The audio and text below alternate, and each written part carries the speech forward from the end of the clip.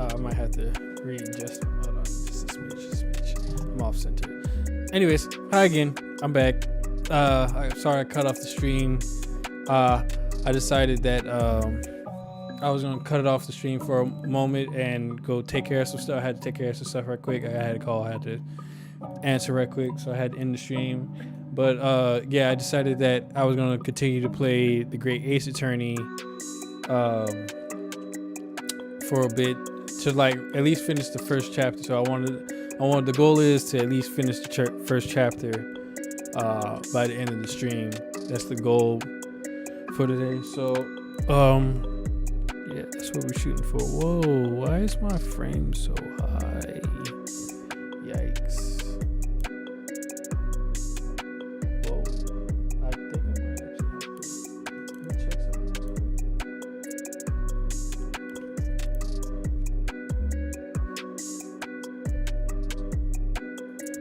I'm not skipping or anything, it just says my frames are shooting stupidly high.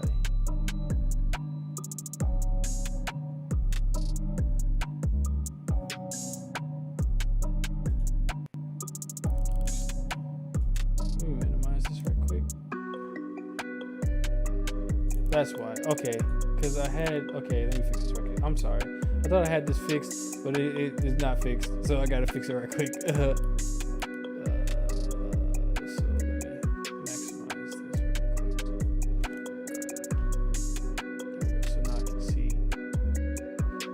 Sorry, I guess when I had it in full screen, it started wigging out.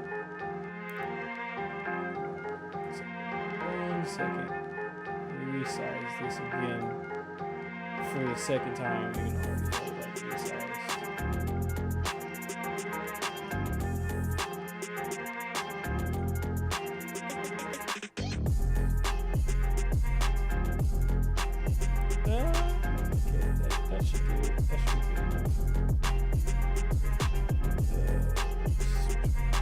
Okay, yeah, there we go. That works. Okay, and now that I'm not frame skipping again, because having it in full screen is not a good idea. So I can still see my followers and chat and stuff. There we go. Okay, now we're all ready. I'm sorry. That that probably seemed like super unprofessional. I was playing Pokemon earlier, man.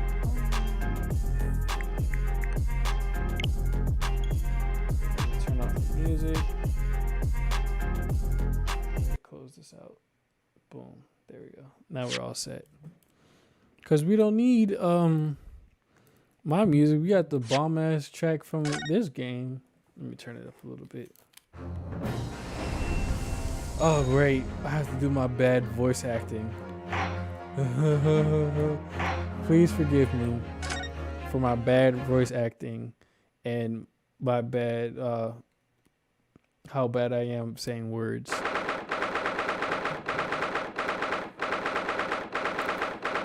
November 22nd, 11:38 a.m. Supreme Court of Judicature Defendants Chamber 5. See, I'm already starting off pretty bad. I'm not good with words. Oh, anyways, how did I do his voice again? Exeter work review. That was superb. My heart was in my mouth the entire time. It was almost unbelievable. I mean, looking at you in there, you were drenched in sweat. Your eyes were popping, your knees knocking, and you were grinding your teeth. It was a grim sight. But before I knew it, you'd started finding inconsistencies in the testimonies. I think you might have a natural talent for being a lawyer. Forget it. It's terrifying. If I get through this, I don't ever want to see the inside of a courtroom again. Ha ha ha ha ha. Anyway, it looks like we've exposed your phantom lady at last.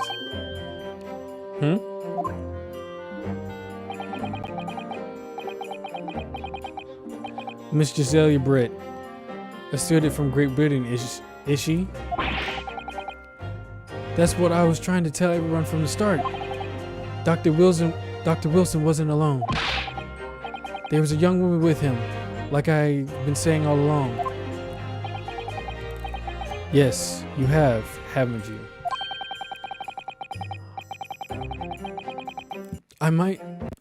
Whoa, what was that? I might not be overly confident in the courtroom, but my powers of observations are one thing I'm sure of. Yes, I can see that. So, about this young gentlewoman. I was about to say gentleman. Thanks to our detective friend, she was hastily escorted away from the scene, it seems. Did you see what happened with that? No, I didn't see any of it. I was just on my way out of the restaurant myself. Then on the floor next to Dr. Wilson's table, I noticed there was a gun laying on the floor. And just after I bit down and picked it up, bang, bang, bang. I didn't have time. Oh no, that's my voice. I'm sorry. I didn't have time to think about where the sound of the gunshot had come from. The waiter ran over to me, looking as white as a sheet, and he bundled me into some sort of small pantry next to the kitchen. Fast thinking by the detective, he apprehended his suspect without a moment's delay. Yes, and because I was shut in the pantry, I had no idea what happened outside in the dining area.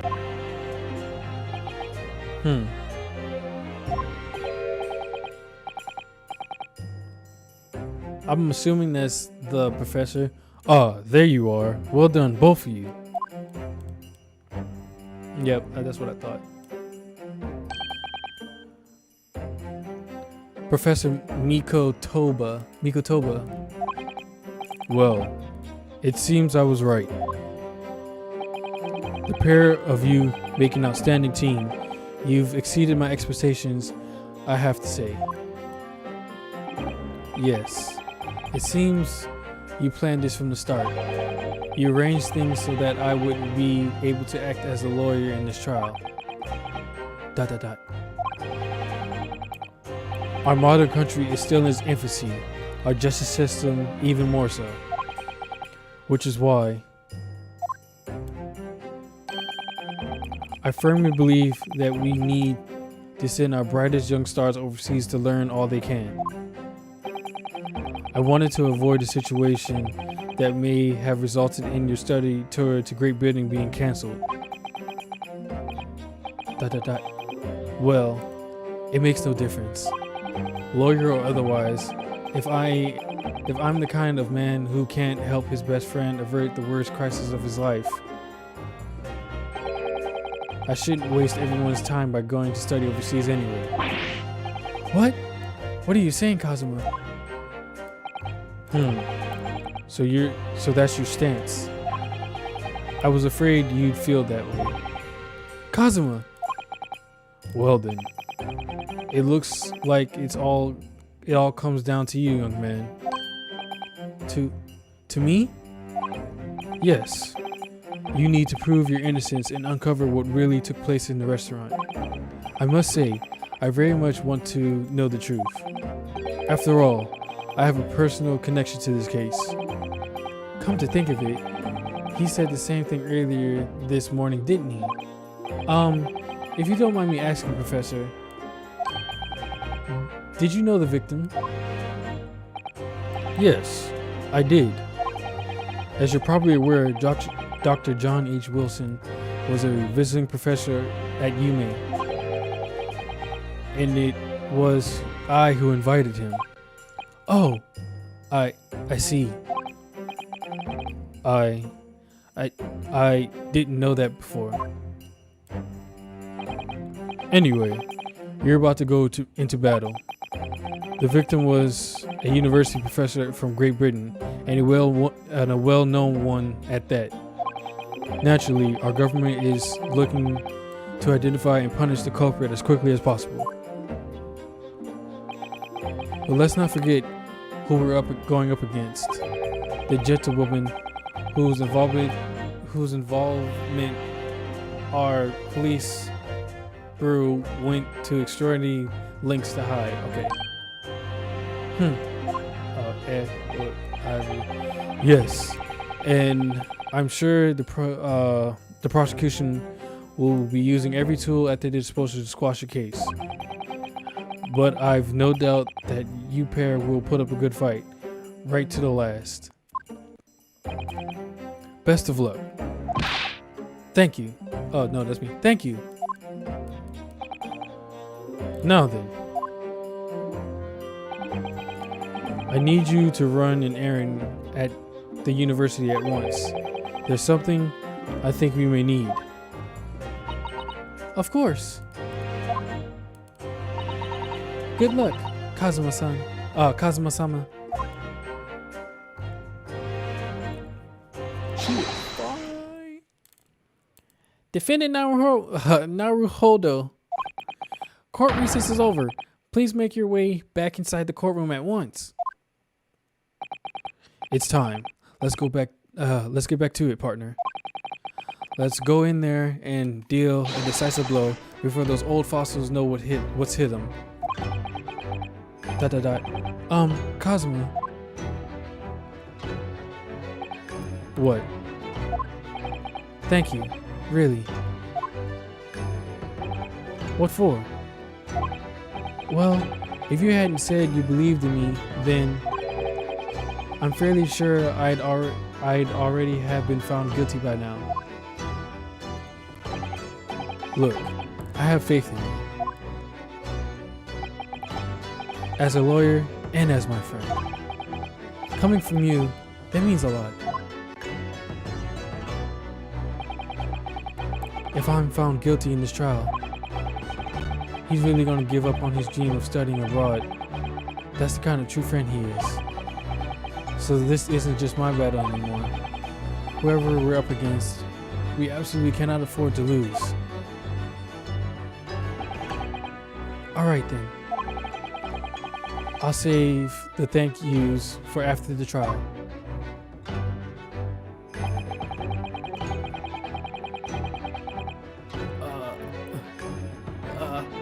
You can treat me to one of those sakuyaki meals I like from Yume Cafeteria on University Street. With an extra large portion, of course. Oh, do I have the mouse on the screen again?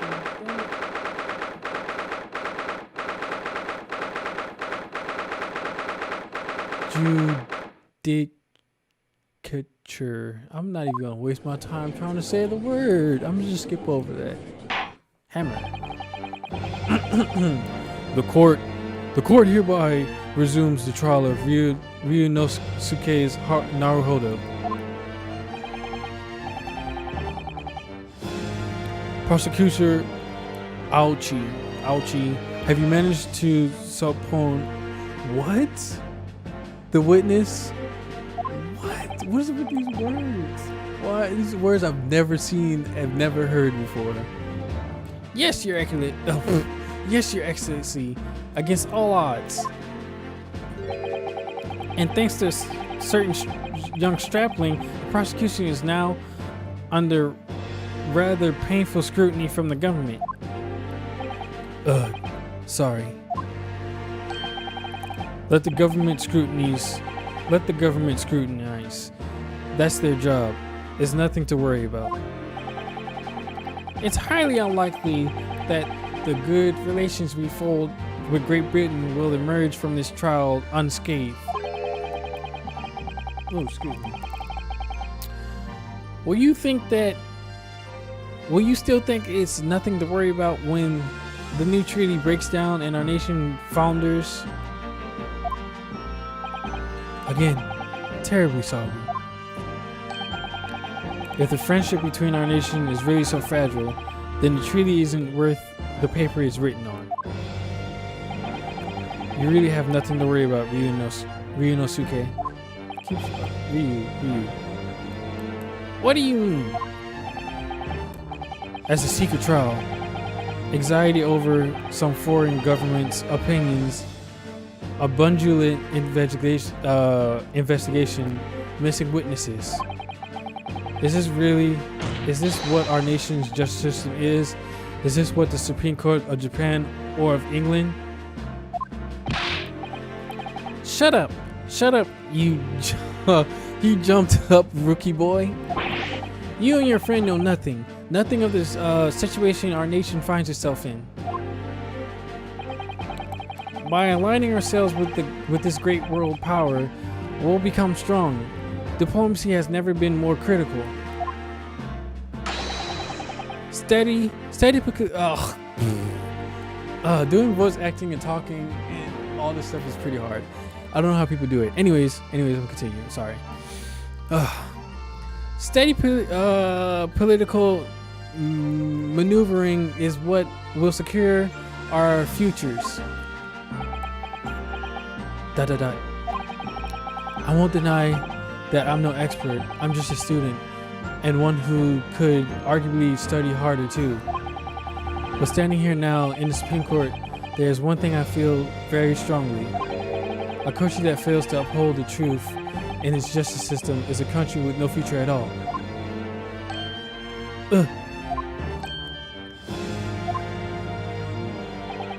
Well said, Ryu, despite the wide-eyed look of terror. You little brats! Thank you, Counsel.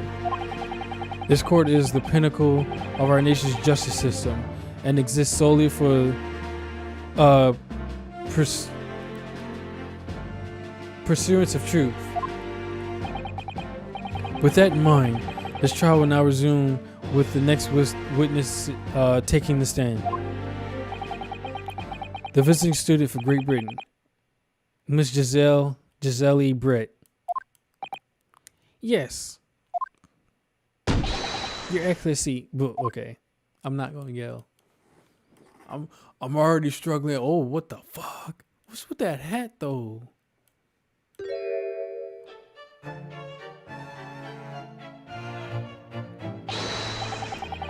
Well, what a delight it is to welcome such a fine gentlewoman to Japan, and from such a distant land. Tea. Somebody bring English tea. In England, No discussion takes place without tea. Is that true? No, that was my voice. No idea. That was supposed to be me. I need to pay attention to the names. So,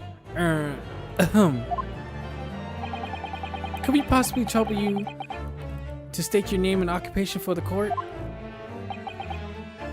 Of course. My name is Satoru Hosonaga. I have been working undercover as the head waiter.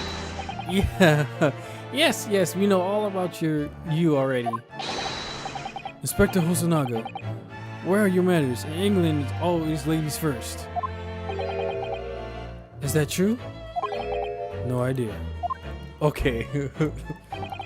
More importantly, a little earlier today you said something to me. You said your powers or observations are one thing you're sure of. Oh, yes. I think I did, didn't I?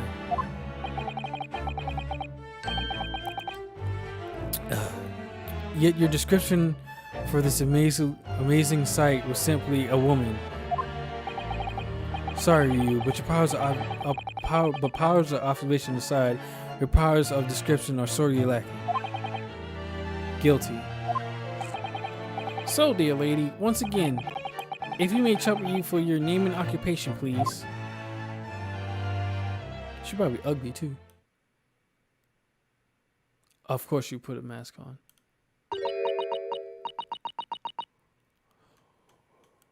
What? What nonsense is this? Scribble, scrabble, scribble, scrabble, scribble, scrabble, scribble, scrabble. That's what that is. Dot, dot, dot. Dot, dot, dot. Dot, dot, dot.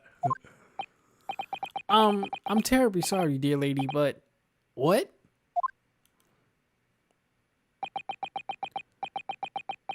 More scribble, scrabble, scribble, scrabble.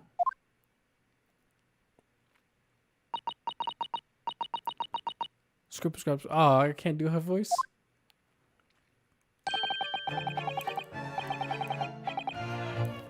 The lady says her name is Giselia Brett. She comes from London, England. She is a visiting research student currently enrolled in UMA University's medical facility. Oh my, what a great treat to hear dualistic tones of a delightful language of the British people. I'm afraid I do not understand a word you say, but it was as beautiful as a hummingbird's song. As far as I can tell. The detective is translating her words faithfully enough. Yes, I agree. Haha, you'll obviously do fine in England, Cosmo. Her English doesn't rattle you at all, does it? Nor you. You've clearly been paying attention in English class, Ryu. The court thanks the beautiful lady for taking the stand. Now, if we may trouble you to confirm something, Miss Brett. ... 3 days ago, at the restaurant called Le Carnival, a grim murder took place. The court has been led to believe that you were dining there with the victim, Dr. Wilson, at the time. Is that correct? Scribble, scrabble, scribble, scrabble, scribble, scrabble. Ooh, scribble, scrabble, scribble, scrabble, scribble, scrabble. Okay. She says, yes. All that for yes? This could take some time. So even though she's studying here in Japanese, she can't speak any Japanese? Scribble, scrabble, scribble, scrabble, scribble, scrabble, scribble, scrabble. Scribble, scrabble, scribble, scrabble, scribble, scrabble, scribble, scrabble. She'd like to apologize for disappearing from the scene. She says that she was due to make a presentation at the university, so she had to leave immediately. Interesting, when you're the one who engineered her escape. I was just following special orders from the Bureau. Well now, dear lady, would you be so kind as to cast your eyes over to the photograph print?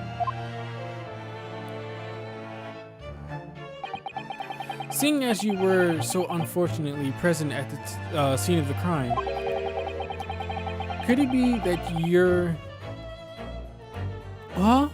resplendent eyes caught sight of the wicked perpetrator, perhaps? Scribble, scrabble, scribble, scrabble, scribble, scrabble, scribble, scrabble. Apparently, it was very frightening and sorrowful sight. Do you mean to say? Yes, it would appear the lady did witness the crime. The very moment when the accused, standing right there in this courtroom, shot the victim in cold blood.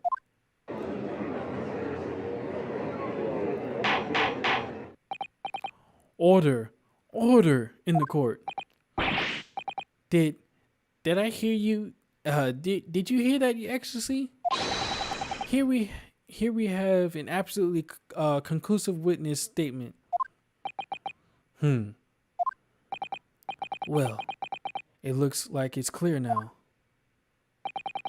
Clear who our real enemy is. Unfortunately, I will have to ask you to formally testify, if you please. Kindly tell the court the exact nature of this frightening and sorrowful sight you described. Scribble, scrabble, scribble, scrabble, scribble, scrabble.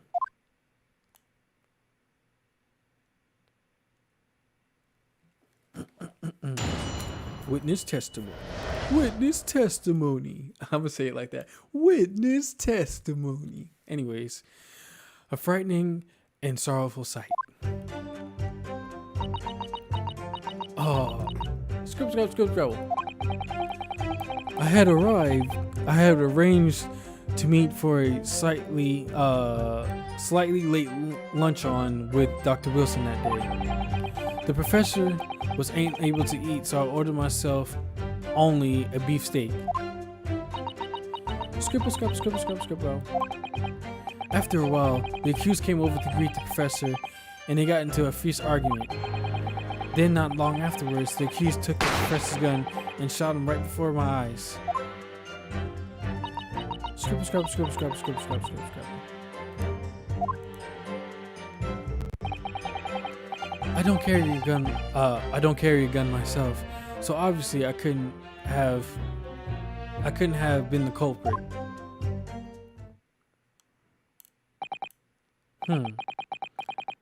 Yes! No, I didn't have any kind of argument with the professor at all. Objection! Quiet, you filthy wretch. Look at you, you black-hearted blackguard. What? And you black-hearted blackguard. And you look like... And look at this Snow White Angel. I'm sure even a dark-minded scoundrel like you can imagine whose words the court is going to believe. Ugh. You're still making the same mistakes, Ryu. You must have blurted out. I thought you said something else. What? Sleepy? LMAO. What are you talking? What you mean? What was that? Back to what I was saying. You must have blurted out when you're goaded like that. That's a lesson you need to learn. But he's so annoying. Of course, I was at the scene as well. I took statements from this lady and 2 witnesses who testified before and reported back to the bureau. It was decided that Miss Brett was not involved, so I let her go. The testimony of the last 2 witnesses were completely worthless, however. Well, even so. On the day in question, the lady was wearing the same outfit she is today. That's dirty. That's dirty. As you can see, there is nowhere about her person where she could conceal a firearm. Don't mind me, brain random. Please consider getting interesting. You great nerve. I'm trying. I know I'm not the best voice actor, and I know I'm stumbling on some words, I'm trying. I don't know how other YouTubers do it. I don't know how other people do. Oops. I don't know how other people do their voice acting so great. But anyway, I'm gonna continue. I would think she could hide a gun almost anywhere in that outfit if she wanted to. Unless, I said unless. Useless. And until the precise location where the witness is to have hidden a weapon can be shown, this is moot. There are no pockets in my uniform. I have nowhere to hide a gun. Those are the witness's own words on the matter. Ugh. That's ridiculous. If only I was allowed to lift up her dress, I could prove it. That's sexual harassment. Don't think about doing anything rash for you. But I didn't fire the gun I picked up. There must have been another gun there that day. You're right about that, which means this lady was hiding a gun somewhere. Yes, that's what we have to prove now. And to do so, we will need to pull her testimony apart. She's probably ugly. Oh, that smirk though. Oh, that smug smirk. She thinks she's about to get away with this. They got something in my eye. Anyway, the defense may now cross-examine the witness. Oh, yes, Your Excellency. I'm even stumbling on saying excellency. All right, let's see. Have a visual site meeting. What's wrong with that? What's in that day? Let's press that. Yes. Let's press everything. After 2 p.m. in fact. That's really quite a late lunch, isn't it? Objection! You don't keep up with the latest fashions from Great Britain, do you? Late lunch are in vogue? Isn't that right? Trying to have long hair is covering my eyes. I used to have dreads, and my dreads used to cover my face a lot. I used to put it like, I used to take my hair and pull it back and put it like ponytails. No. Oh, I can actually understand what you said. No. Ugh. A decisive English no has quite a sting to it. The gentlewoman is currently working in the victim's research laboratory, it seems. So it was apparently a daily occurrence that they would lunch together. But on the day in question, the victim had another appointment at the clinic first. Yes, which we can prove from the medical report card that was submitted as evidence earlier. That's right. Miss Brett and the victim went to lunch following the victim's treatment, which is why it was so late. Yes. That all makes perfect sense. Such wonderful logic. What a shining example of English intellect this fine gentlewoman is. Alright. She's not even that cute. That other Japanese girl was way cuter than her. I can't even see her face. She's wearing a mask. She looked dusty. That dress way too big. That blue doesn't even look cute on her. What was I saying? I went into dissing her.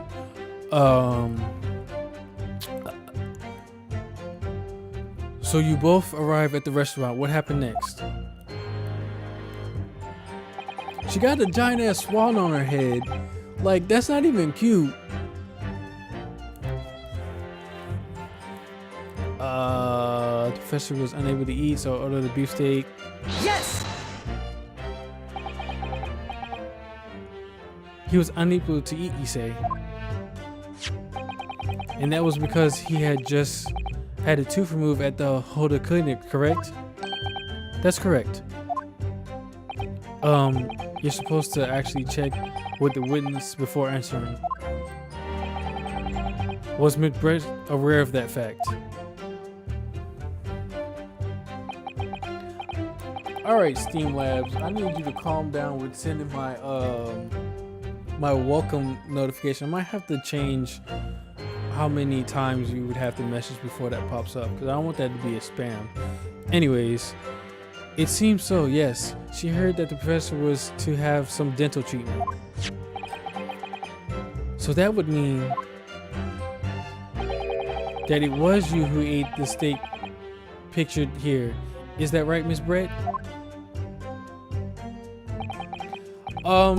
So this first chapter is taking place in Japan right now, but later on it should be in London. Later on it's going to take place in London, but for right now it's in Japan. That's right, yes. The print you have there shows the table exactly as it was left after the horrifying events.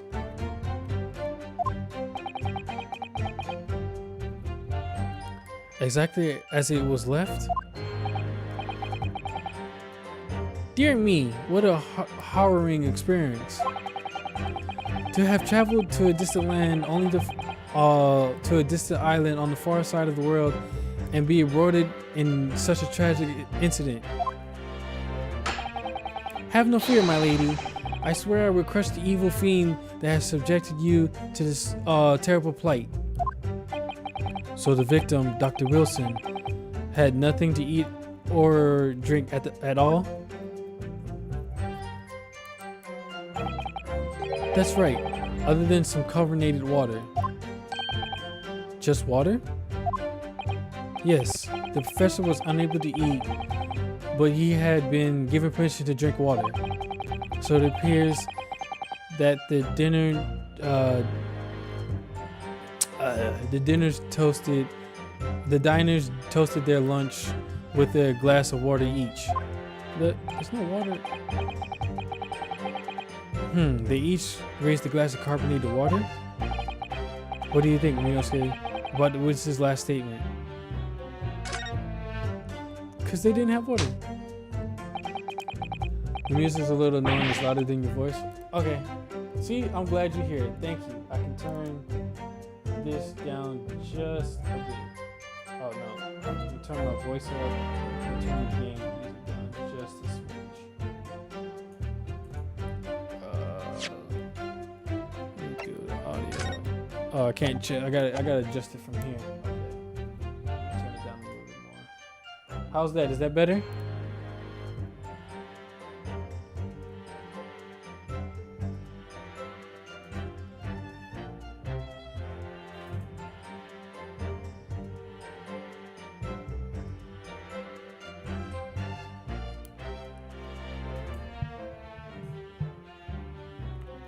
Okay, cool. That last statement of yours, Miss Brett, has a profound bearing on this case. Well, how fascinating. Do tell us, what is this profound bearing, Dot.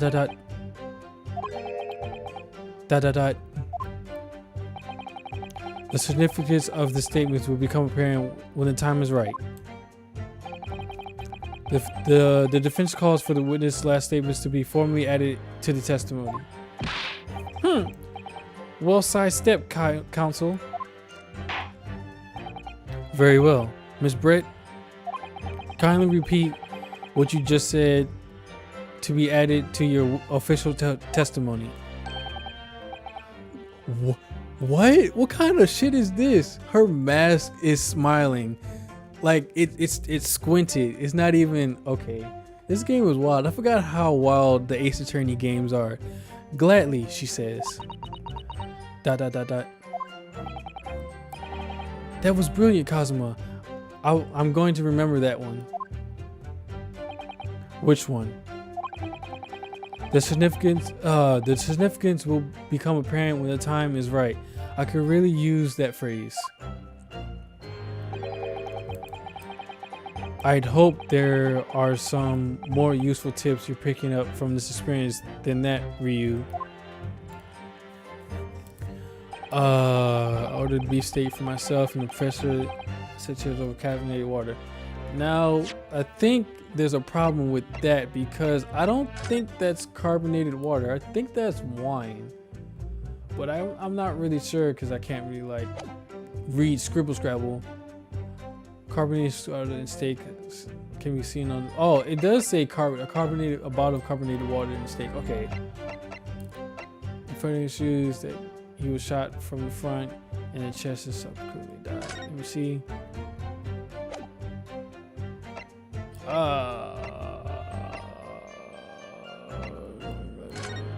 Anything? Okay, that did say anything. On the day of the murder, the victim had gone on a ditch treatment and prepared eating, drinking anything but water.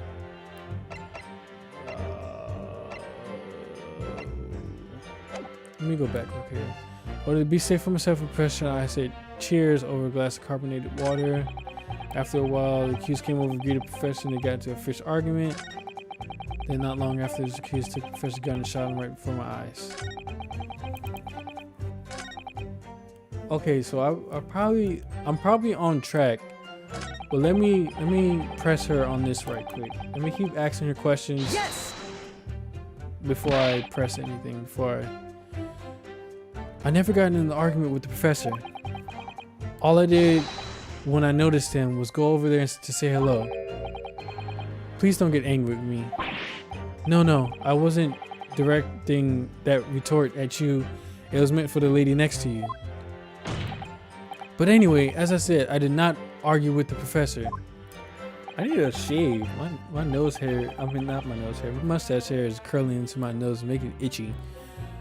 I'm afraid your words are in vain. Sorry? Miss Brett does not appear to speak Japanese. No, of course not. Japanese is such a cumbersome language anyway. English is the future. We must all... What? I'm not even gonna waste my time trying to say that. Supiku Ingu Washushi up. I probably fucked that all the way up. I wonder if the prosecution will feel that way forever or only in the presence of the beautiful woman. Well, that beautiful woman is telling blatant lies with a complete straight face. I have to find something that will unravel her testimony, no matter how seemingly insignificant it may be. Repeat ending. Repeat what ending?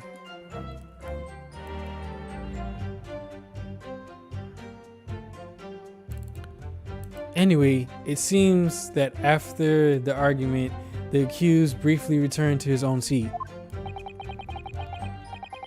That part ties in with what you said, doesn't it? Yes, I still had some coffee to drink. And the next time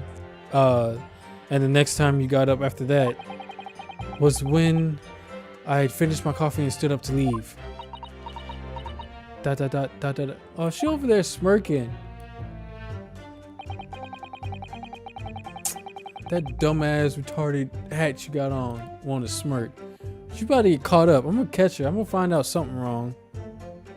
Then after long hours, was accused, took the professor gun and shot him right before my eyes. Yes. Let's question this right quick. Like I said, I did not shoot that gun. And like I said, there's no point in repeating the assertion over and over. I wasn't expecting to be attacked by my own side. Nevertheless, defendant, you can't deny that when the shot rang out in the restaurant, you had the gun in your hand. Well, yes, that's true. But there he goes. He's not that confident. But all I did was pick up the gun I saw on the floor next to the professor as I was leaving the restaurant. In fact, yes, there was someone much closer to the victim than me at the time. Okay, cut me off like that. That will do, you dirty, rotten scoundrel. Dirty? Your baseless accusations could very well cause an international incident, boy. It seems to me that your accusations is just as baseless as ours. Just haha. What nonsense. The lady is merely stating what she saw. And this is already an international issue as far as I'm concerned anyway. I don't carry my son, so I couldn't have been assaulted. Yes. It's all very well saying that, but can you prove it? Absolutely, I verified it personally. You verified it? Yes, immediately after the incident, I checked to make sure the lady was not carrying a weapon. I distinctly remember her saying, "I'm not." That's all you did? You just asked her? Surely you carried out a physical search, Inspector. No. Why on earth not? The Honorable English gentlewoman clearly stated that she did not possess a weapon. There was obviously no need for any further probing into the matter. Or there was no permission given for any further probing into the matter, perhaps. Think what you will, but if you're going to continue with the preposterous claim that the refined lady was concealing a firearm, the prosecution demands that you support your accusation with facts. In other words, he wants evidence. Ugh. Scribble, scribble, scribble. Scribble, scribble, scribble, scribble, scribble, scribble.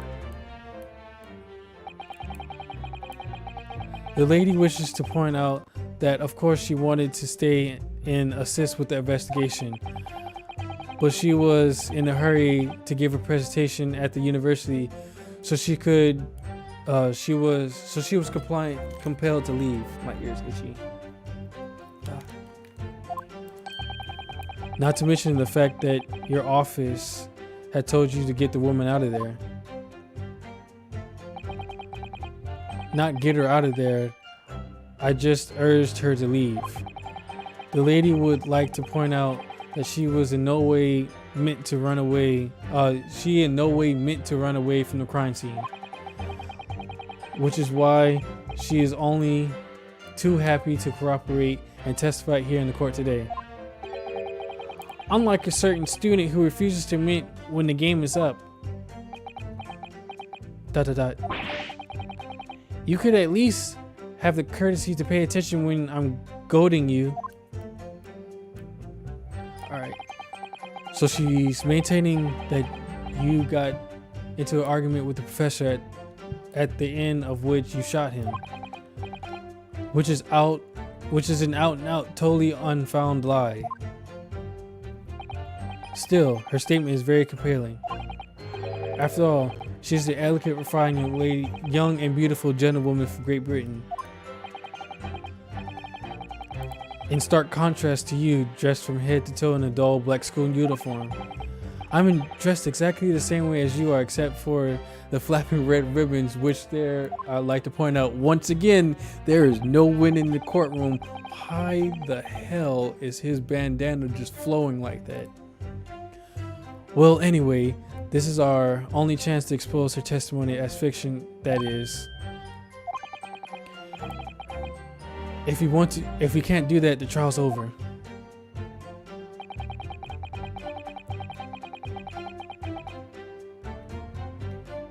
Even you with your thick skin must be able to feel the murderous look you're getting from around the room. Only too well.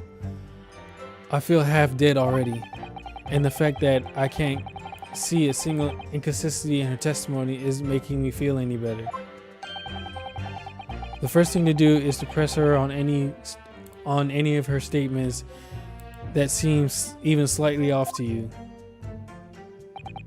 Do that and the opening will present itself, I promise you. So the fact that I need to expose the true face of the exotic foreigner that's hidden behind the mask.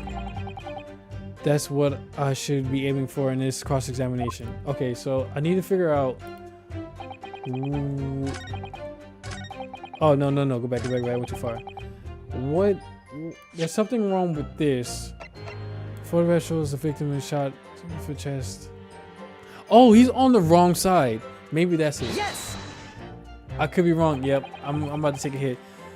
The same cops check the facts as demonstrated by this evidence. As far as I can tell, there's nothing untoward about this evidence. But that, pull yourself together. You look as though your eyes are about to pop out of your head. I can't help that. It's just my look. Okay, so then it's the other one. I can take another hit. So is it the other one? But it also says accompanied by the water steak. A steak lunch can be visible on the victim's table. I thought it was this one because he's on the wrong side of the table, but I guess I can't present that just yet. Would it be safe for myself? Professor and I said cheers over a glass of carbonated water. Is it this one? Yes! Oh, so it was this one. So it's the one I thought wasn't it. That's it. Let me just confirm something, please. It's to do with this photographic print. Just a short while ago, you spoke of this print showing the victim's table at the crime scene. That it was exactly as it was left. Oh, it's missing the glass. That's correct, the lady says. You ain't got no confidence behind that. Well, that is, it's odd, very odd. Dear me, what's odd is the defendant's inability to express itself. Ryu, what is this? What is it about this print that looks odd to you? Well, obviously, it's the cheers. The cheers? Miss Brett just told us that she and the professor said cheers over a glass of water. But if that's true, where's the other glass? There should be 2 glasses on the table, not one. I overlooked that. I completely overlooked that. You're quite right, Counsel. There's only one glass pictured here. Objection! Are we supposed to be impressed by this nitpicking over miniature? I don't even know what I said that way. What possible difference does the presence or absence of a glass make on the case? Objection! Munate, you say? Could it be that the detective here removed a glass from the table to conceal the lady's presence? Of course not. I would never do something so reckless. You gotta put some confidence behind that slam, my guy. You was doing it earlier, now you're back to your wimp slaps. But there should have been 2 glasses on the table. Or are you going to try to tell me you can clink with only 1 glass? ...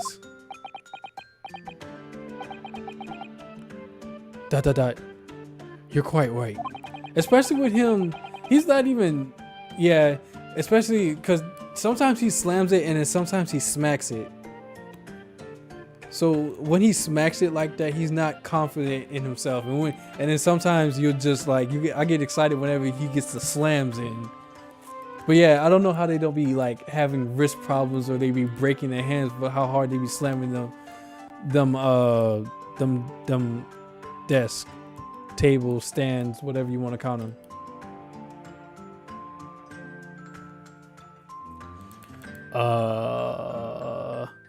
I certainly took 2 glasses to the table.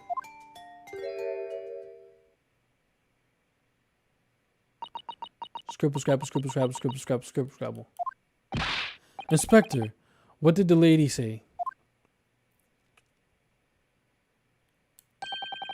It would seem that it was Miss Brett who took the glass from the table. Why? What?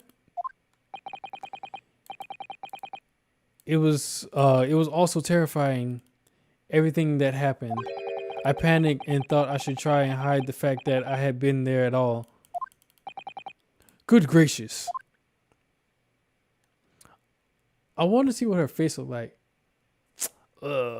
She gonna show us her face eventually. Oh, I'm still annoyed they just okay with her saying I don't have a gun and didn't look on her.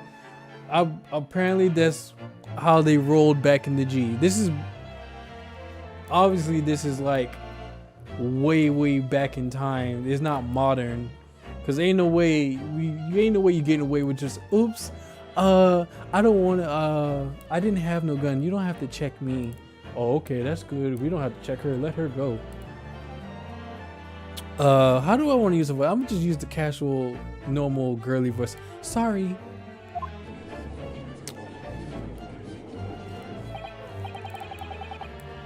There. As I assured the court before, this is of no consequence at all. Yes, this technically tampering with evidence. Oh, please. We must remember that this student had just murdered this lady's lunch companion before her very eyes. Who couldn't blame her for concealing a glass or two in her state of disarray? That's absurd. Oh, really? So do we take it that you are now going to accuse this vulnerable young and beautiful woman of mischief? What? Whoa, my voice just cracks now. No. This can't be put down to mischief. I'd like to know exactly how the lady took the glass from the scene. Scribble, scrabble, scribble, scrabble, scribble, scrabble, scribble. It would seem that she slipped it into a small handbag she was carrying, which had the gun in it. And y'all didn't check the handbag for the gun, unless she dropped the gun on the floor for old dude to pick up. A handbag, you say? Yes, Your Excellency. A small handheld pouch commonly carried by well-to-do women in England. So, the beautiful young lady has very graciously explained how and why she removed the glass from the scene now. However, the fact remains that the glass has absolutely no bearing on this case. This student has been trying to confuse the court with logical reasoning, but in the end, it comes to nothing. No more pretentious accusations.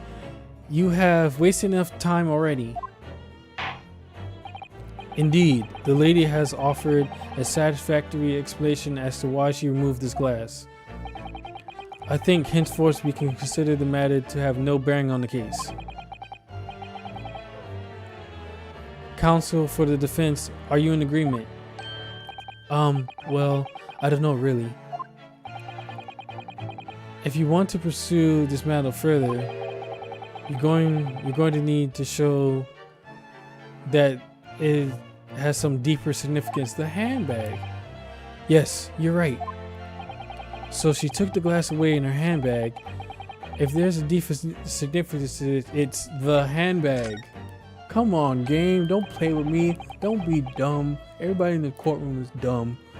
Wait, the lady put the glass in the handbag, you say? Yes, do try to keep up. It's already been explained to the court that all English gentlewomen carry handbags for small.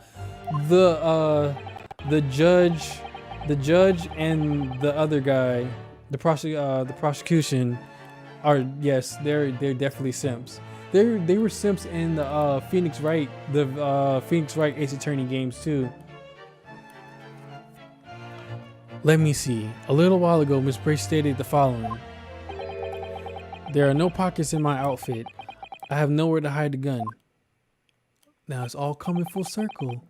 But what she forgot to mention was her handbag. He's not confident. Come on, I want some slams, my guy. in which it would be perfectly possible to conceal the gun. You're right. Well done, partner. I had a feeling you picked up on that too.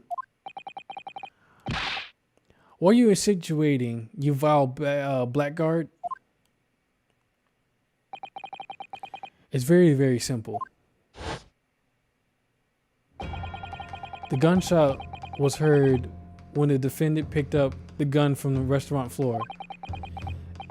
As he didn't fire that gun, we can deduce there must have been another firearm at the scene. The true murder weapon, if you will. You can't seriously be suggesting Inspector Hosonaga. Yes. Did you or did you not search Miss Giselia Brett's handbag on the day of the murder? No, sir, I did not. As I thought. In other words, another gun, the one that was actually used to kill the professor, could have been hidden in Miss Brett's handbag. I'm not screaming. I'm not gonna scream. Order! Oh wait, I've used the wrong voice on him. Switching voices is tiring. I should have grabbed me some water. Do I have some water in this cup? I don't. I should have grabbed me some water before I started this. What is the meaning of this, Inspector? The meaning of what, prosecutor? Why on earth did you not have the lady open her handbag and show you the contents at the time? Thanks to your bundling incompetence, now she has to endure these uncomfortable accusations. Brilliant work, partner. Now we have the chance to expose the real woman behind the mask. Do you think so, Kazuma?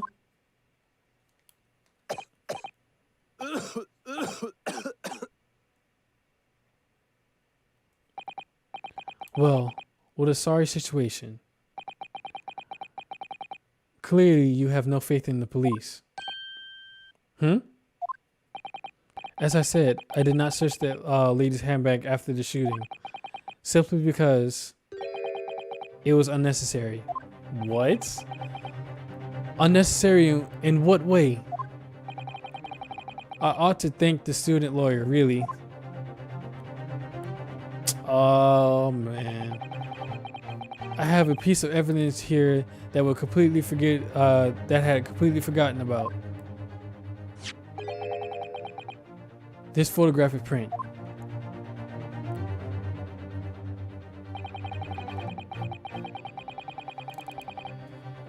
Oh, okay. Somebody messaged me.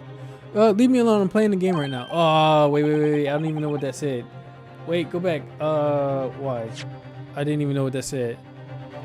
This print is of a photograph that I thought would be prudent to take immediately after the shooting. Okay. As you can see, it clearly shows Miss Brett's handbag. Well, I never. You can see right through to what's inside. That's right. Apparently, meshwork bags like these are the height of fashion in London at the moment. Getting dramatic. All the Ace Attorney games are just dramatic. Like the first Ace Attorney game, the Phoenix Wright Ace Attorney games. The Phoenix Wright games are just as dramatic, or if not, I don't know how dramatic this one is, but the Phoenix Wright games are like extra dramatic as heck. Hold on right quick. Let me grab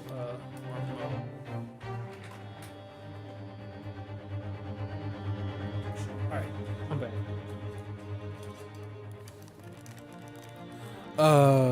Apparently I read this already. So the contents are clearly visible. Exactly. So there was no need to search the lady's handbag. If there had been a gun inside,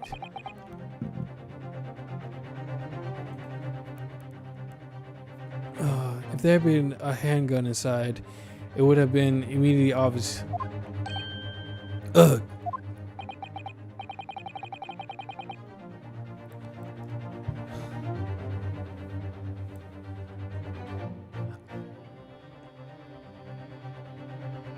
That's Streamlabs. I have to fix. I have to go in there and like, fix my bots. I'm gonna go in there and fix my bots. As you can see, there's nothing to imply Miss Brett's guilt here.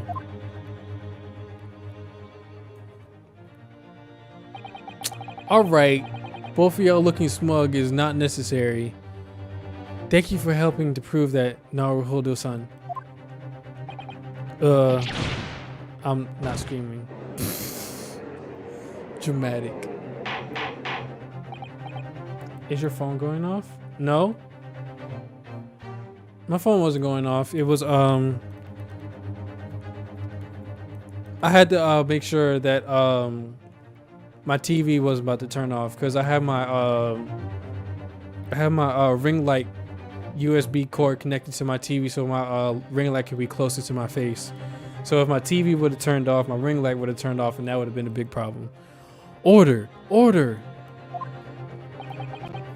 Inspector Hosonaga, you will submit this print as evidence as one. Certainly, Your Excellency. The photograph of the handbag has been entered in the court record.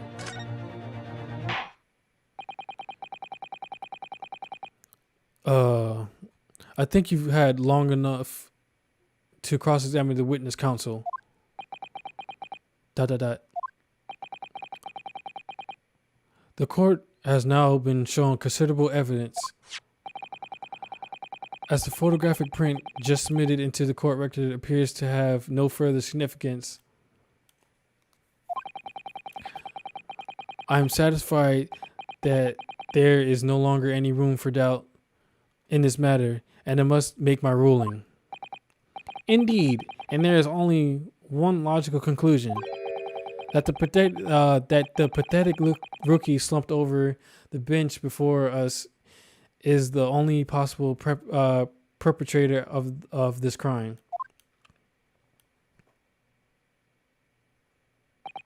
No.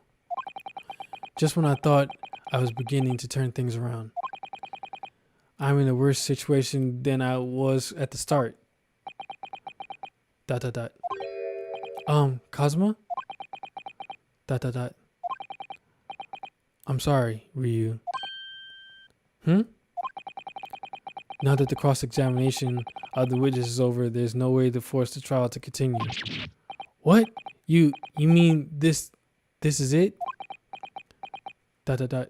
Actually, let me look at the handbag. Lab, a photograph taken by Hosonaga. It shows Miss Brett's handbag on a chair by the victim's table. There's a bull tattoo on his arm. There's the glass. You can clearly see the glass. You can clearly see inside the bag. But what's with that bull tattoo? Let me see. Yeah, there's an upside down bull tattoo. I don't know what that has to do with the case. But yeah, you can clearly see inside it. I'm oblivious. It's probably something so simple that I'm overlooking. Chihaha. I must say, you put up quite a fight for a rookie student, but the weak are meat while the strong eat. You're wasting your time. There is no way to defend true justice. A fact you can chew on to your heart's content from inside of your cell.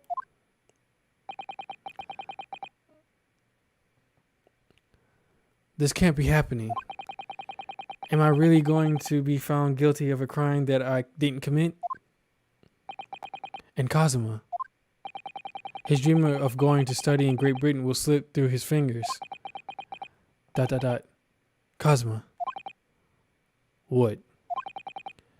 Is there really no chance of turning this trial around? You heard the judge.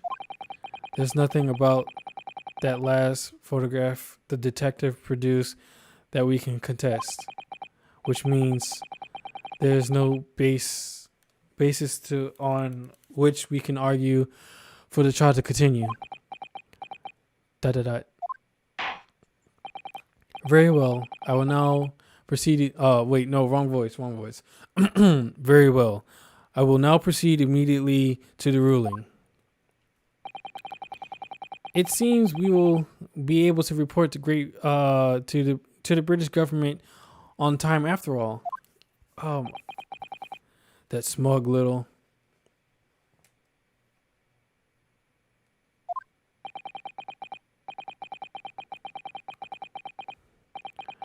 Yes! Oh, I didn't even get to read. Oh, confident slam. Let's go. Let's go. Confident slam. All right, let me look at the picture again. All right, we're going to look at the picture again. You said look at the picture again. We're going to look at the picture again.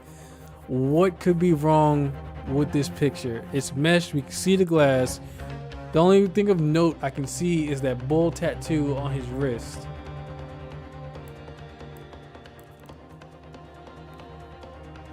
The chair.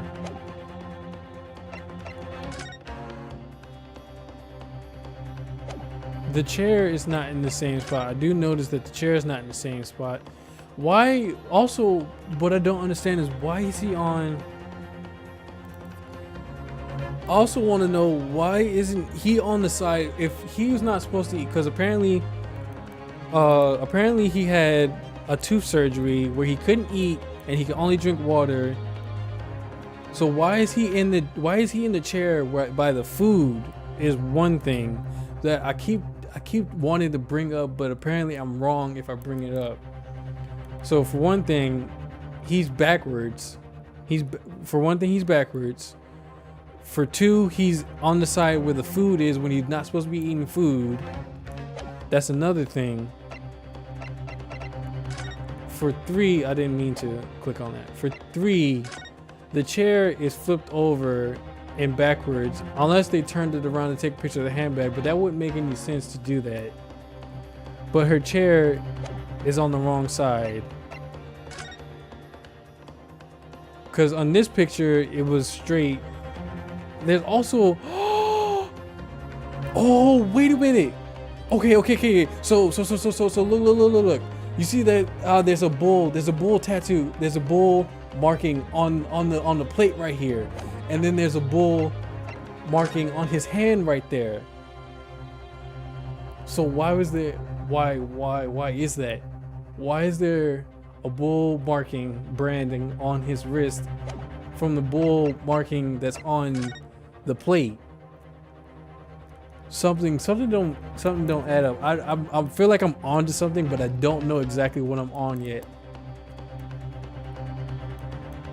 I'm still stuck on the fact that he has food on his side. Anyways, let's continue. I feel like I'm on to something. I just don't know. No, I don't think it's a crime thing. I think it's more like when he got shot, he fell over, and the plate was still hot. Cause I'm pretty sure there was Red Lobster sizzling plates that they bring out and they set it down, which is why they have the wood on top of on the bottom of the metal tray. So I feel like when he got shot, he fell over and his hand like rested on top of the bull marking. So I don't think it's a crime thing. I think it's more of he fell over and his wrist landed right there and he got branded by accident. As far as that tattoo goes along, but I don't know what significance that would have to the case, but I'm gonna bring it up if they ask me. Wait, Your Excellency. Ryu? I don't think you can rule on this case yet. Objection! This amateurishness is getting tedious. When His Excellency deems that the trial is over, he is giving his ruling. That is the most basic protocol of the courtroom. Yes! It's apparently it's a Japanese, well, in this game it's a Japanese thing to have a sword in the courtroom or something. Later on, I seen pictures. I need to fix my bots because the fact that he keeps spamming that stuff. Anyways, but later on, Ryu is gonna have a sword. In the later chapters, he's gonna have his own sword when he does his cases. Your Excellency, just a moment ago you said this. No, they can't attack the clients, crazy. As the photographic print just submitted appears to have no further significance, there is no longer room for the doubt in this matter, and I must make my ruling.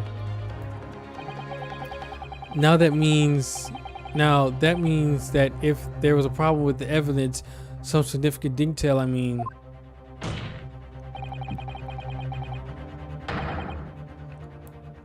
The court. So right now, I started this a while back. So obviously, as you can tell, this is the second half of the first chapter. The first half of the chapter, they're in the Supreme Court room, which is the highest courtroom in Japan at this time, and it's full of like military officers and high-ranking people and police officers and other people with guns and higher standing. So I'm pretty sure they're not going to attack anybody with swords. I'm pretty sure everybody in that courtroom is going to stop them from attacking people with swords. Then the ruling on this case at this time will be out of the question. Objection! This is blatant straw clutching. Look at this photographic print. All it shows is that the handbag the gentlewoman was carrying at the time, on the day in question. There can be no problem with this evidence. You better know what you're doing, Ryu. I understand your objection, counsel. Certainly, the new episode submitted by the detective has not undergone the court scrutiny.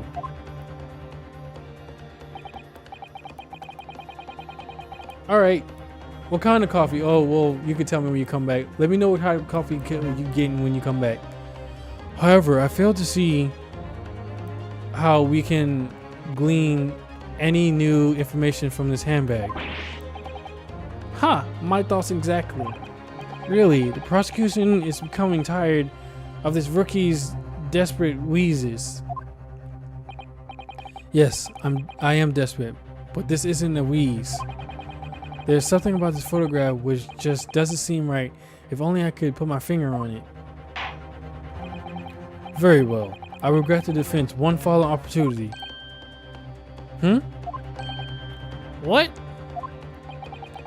But be warned, if I'm unsatisfied by your response here, the trial will be over and with immediate effect. I'm gonna save, just in case what I choose is wrong. I'm about to cheat. Oh shit. No, not that one. Not that one. The first one. Yeah. Yeah, this one.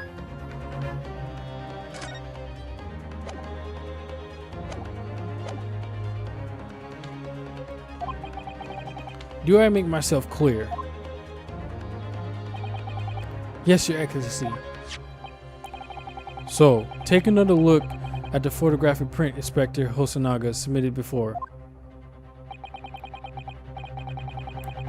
You will identify for the court where it is this print seems the significant detail to which you have alluded.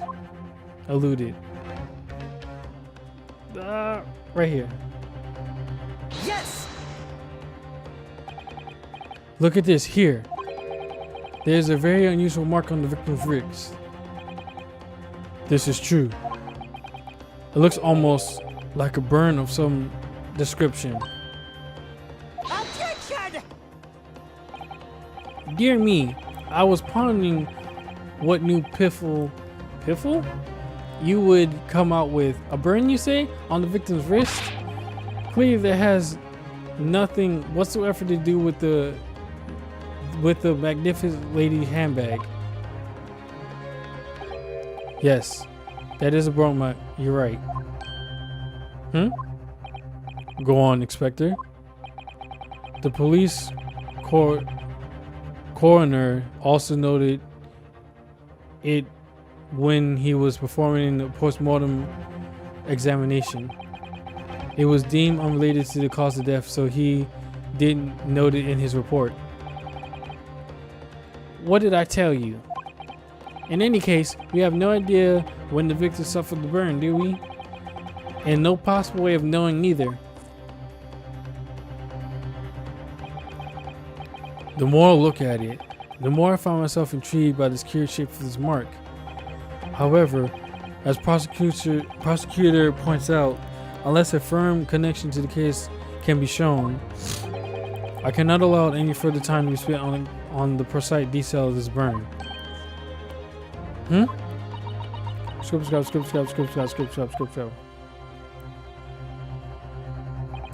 Excuse me, Your Excellency.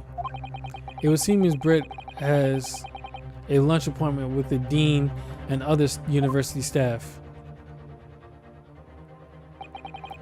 She would like to know if she may be excused from the stand now. Oh, of course, dear lady. We shan't hold you up any longer. I'm quite sure His Excellency is about to give his final ruling anyway. ... What's your thinking on this, Ryu? Do you believe this burn does have something to do with the case? To be honest, I'm not really sure. But if I don't keep pushing, then it's all over. So I was thinking I should keep digging and digging in the hope that... welcome back, Sleepy. What kind of coffee you got? In the hope that I might uncover something useful. So it was the little burn mark I brought up that I was talking about. They're talking about it now, but they're talking about how it has nothing to do with the case. And the detective was like, "Oh yeah, the people who did a postmortem check noticed the burn mark, but they didn't think they had anything to do with the They thought they didn't have anything to do with the case, so they didn't bring it up or whatever." And let me go back for you right quick. So yeah, they was talking about how it had nothing to do with the case. That's why they didn't bring it up. And the judge was like, "Oh, he's curious about the shape. However, unless it's can be connected to the case, they can't spend any more time on it." And then the woman started talking her scribble scrabble, and the detective translated. He was like, "Ms. Britt has a lunch appointment with the dean and other staff, and she wants to be excused." She wants to be excused from the stand. And you know, the simp was like, "Of course we shouldn't hold you up any longer."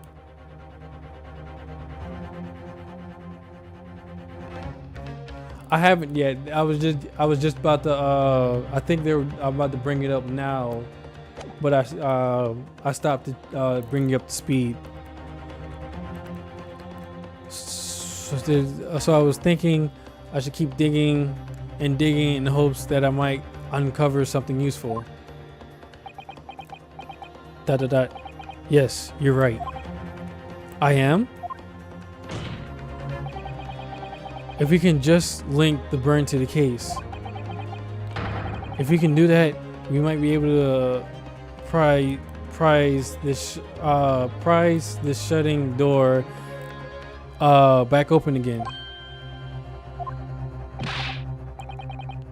Just give up, counsel. You can't possibly hope to do that. Indeed, I'm afraid without evidence, I can't allow you to pursue what is little more than just conjurance.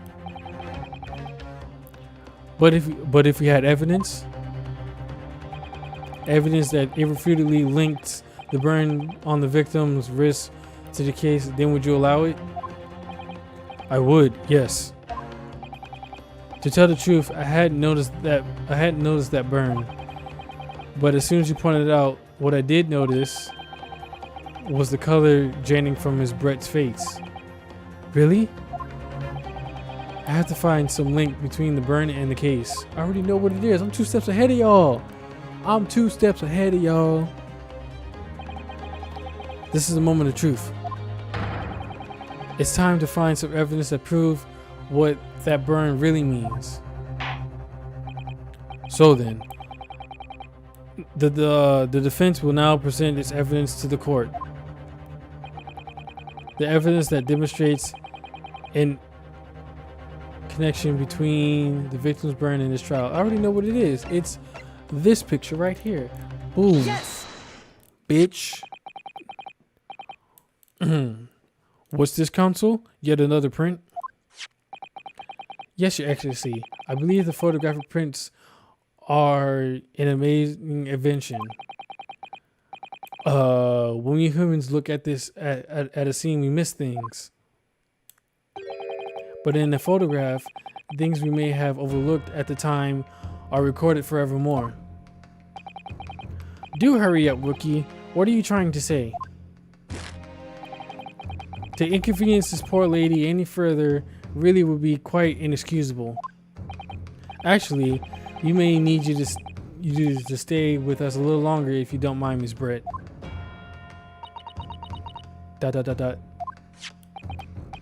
You see, it's very clearly visible in this other photograph. How did the victim come to have that unusually shaped burn on his wrist? The reason is recorded here forevermore. What? How? Objection! You can't fool me with your little bust, boy. If that's your game, then let's see how it plays out. Show the court exactly what you mean. What is it in this photograph that explains the reasons for the victim's burn? I already know. I'm 3 steps ahead of y'all. We already sat down and thought about this. Me and Sleepy, already ahead of y'all. Let me get an exact mark. Yes. The beef steak? Actually, the point is the metal plate the steak was served on. The plate? Your Excellency, are you alright? As you can see, there's an emblem on the plate. I would guess it's some sort of trademark of the carnival.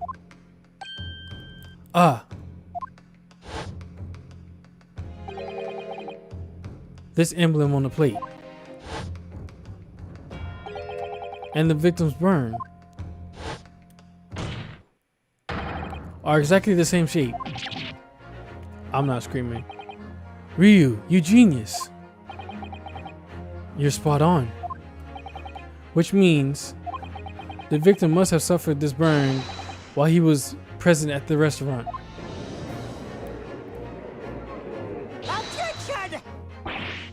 But even if that's the case, we can't know if it happened on the day in question or not. It could have been the day before or the day before that. It most likely happened at some other unrelated time. Well, Objection! Come on, have a spine. Get this man back. Sadly, prosecutor, the chances of that are extremely slim. Thanks. Why? The outline of the burn is clearly discernible. What? Such a serious injury would have caused quite a commotion in the restaurant. Wouldn't you agree, Espresso Hosonaga? I can't imagine having missed such a terrible disaster, certainly. But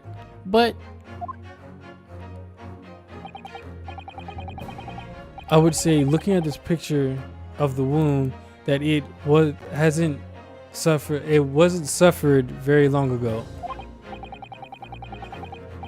And although it's not a particularly large burn, it's extremely well defined, and as the defense just pointed out,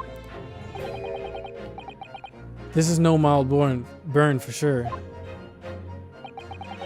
Can you be more specific, Inspector? Well, let me see. If the plate was at around 90 degrees, just say if you lost all radio, man, that's the tech. A burn like that would have taken around 3 seconds. It's inconceivable that the victim wouldn't have let out a scream of pain then. I've been investigating the restaurant for several weeks now, but have not heard anyone scream at all. As the head waiter of Le Carnival, I can testify to that without hesitation. But you're a detective, not a waiter.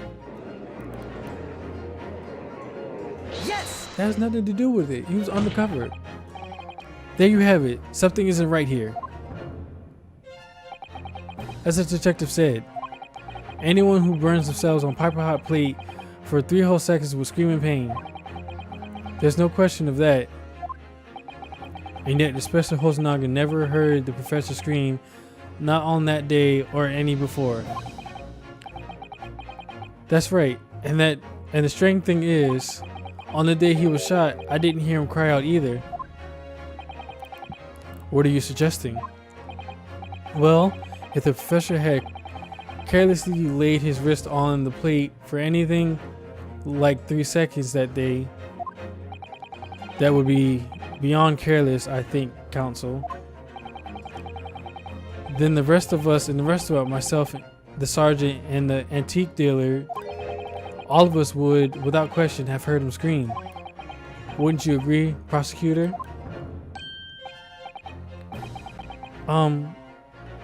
Well, yes, I suppose. So the question is, why didn't a single person hear Dr. Wilson scream? I almost don't believe it. Ryu, do you think... Can it really be true? I never did arrive to at a conclusion like this, but I'm starting to think that maybe we've been led into a terrible trap. Don't be a part 3. Let's end it in part 2. Even if there is a part 3, I'm gonna keep going. We're gonna end this today. I said I was gonna end chapter 1 by the end of this stream, and I meant it. There's only one explanation I can think of to make sense of this apparent impossibility. On the day in question, when he suffered the burn on his wrist, Dr. Wilson had noticed where it was already deceased. No man could remain silent while his wrist was burning on a piping hot plate for 3 whole seconds. That's clearly impossible, apart from in one particular situation. Counsel, are you suggesting... Yes, it's only possible if the man was already dead. Already dead? ...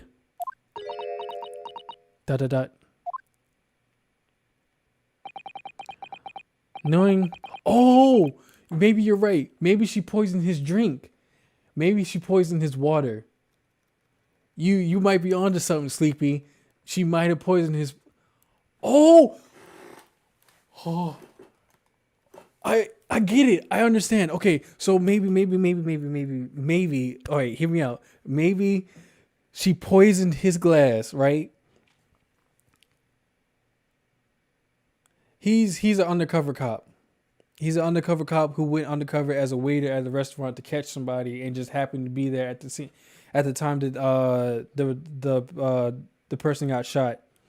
So back to my conclusion. So she definitely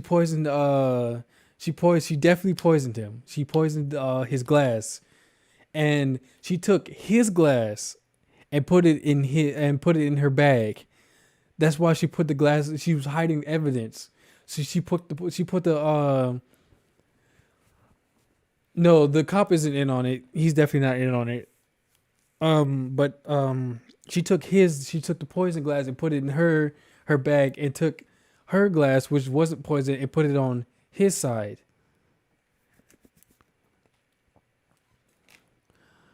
Knowing what we know, it's the only possible explanation. And then she used the gunshot. I need to fix my bot. He keeps popping up. Go away, Streamlabs. And then she used the gunshot as a distraction to trap Ryu to make everybody think that he shot old dude. When the beefsteak was brought to Dr. Wilson's table that day, the professor was already dead. That's madness. I'm not screaming. Order, please. Counsel, explain this absurd notion at once. The victim was killed by gunshot. That's right. That's absolutely right, Your Excellency. This is just another ridiculous ploy by the rookie student, but clearly he has no grasp of the facts. Objection! No, prosecutor, it's you has no grasp of the facts. I beg your pardon. As soon as it became apparent that the victim had suffered that burn while he was at the restaurant, his whole cake was turned upside down. Or have you not grasped that yet? This soundtrack, bruh, I fucks with this soundtrack heavy. Your Excellency, the court must hear from the witness again. If it's true, as we now believe, that the victim was already dead before the gunshot was heard, it's highly likely that Miss Brett knows something about it. ... Incredible. I certainly didn't anticipate this twist of events. I'm sorry to say, Miss Brett, that you will have to forget your lunch engagement. But Your Excellency. ... The justice system in our country may be in its infancy, but rest assured, a reasonable doubt must be dispelled before I am prepared to pass judgment. Thank you, Your Excellency. ... I already got you figured out. Are you gonna show us a face finally? No, you're gonna still show the mask.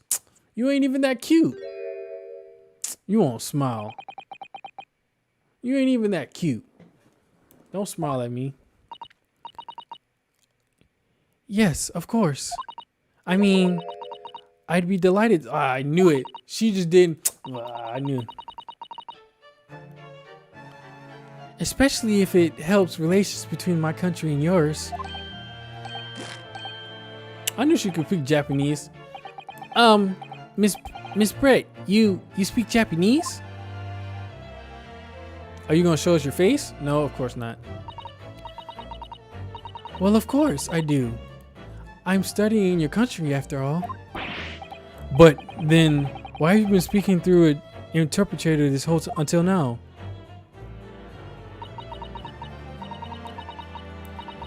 My mother tongue, the Queen's English, is the most refined and elegant language in the world.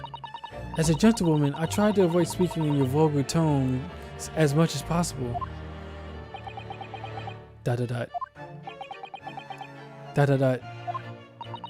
You ain't sipping no more, huh?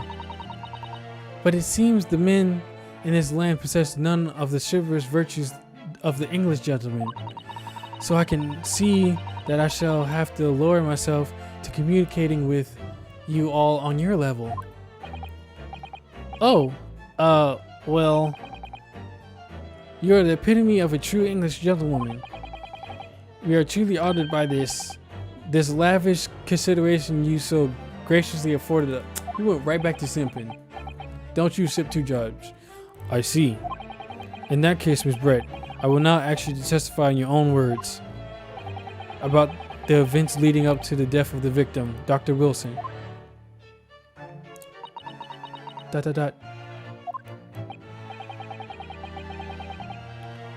So we're finally going to hear her own words on the matter. Things are getting interesting, Ryu. Don't be a part 3. Okay, yes, keep going. Let's end this. Let's end this today. Well, this chapter. Unfortunately, I had no idea when the poor man burnt his wrist like that. When the waiter brought my steak, the professor and I raised our glasses until I'm still stuck on the fact that nobody's brought up the fact that he wasn't supposed to be eaten in the first place. She had the steak. Why the hell was he on her side? Why was the food and the drink? Well, I understand the drink, but why was the steak on his side of the table? That's why I'm still stuck on that, and nobody's brought it up yet. It's baffling to me. Nobody's brought that up. Fact. That's like the most obvious thing I would point out. That was the first thing I would probably point out, is that he's on the wrong side of the table. Either that, or why is the food on his side of the table? But anyways, I digress. Let me put my woman's voice back on. As far as I've heard, the postmortem report shows no other possible cause of death besides the gunshot.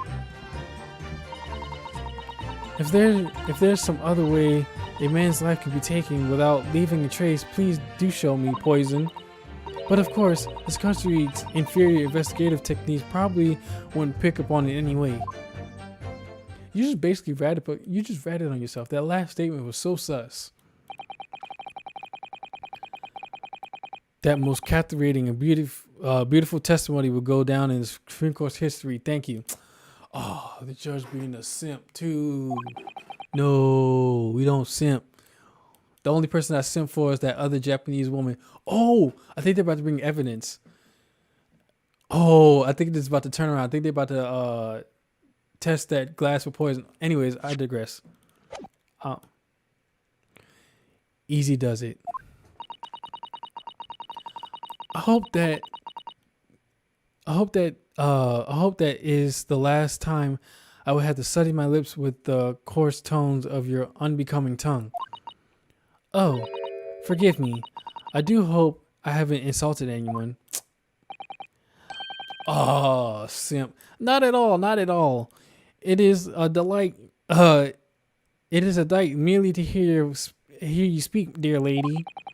And it seems very clear from your testimony that this boorish talk of the victim's burn is utterly irrelevant. I will be speaking to your country's Minister of Justice about what has happened here today. The Minister of Justice? May that irritating little bully of a student be given the harshest punishment possible. Amen. Huh? Thanks. Well, was that a prayer then? Well, you'll have to forgive the irritation, Miss Brett, and put up with the cross-examination for now.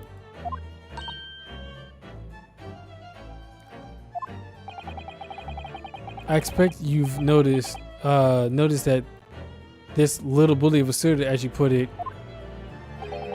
doesn't miss much. ...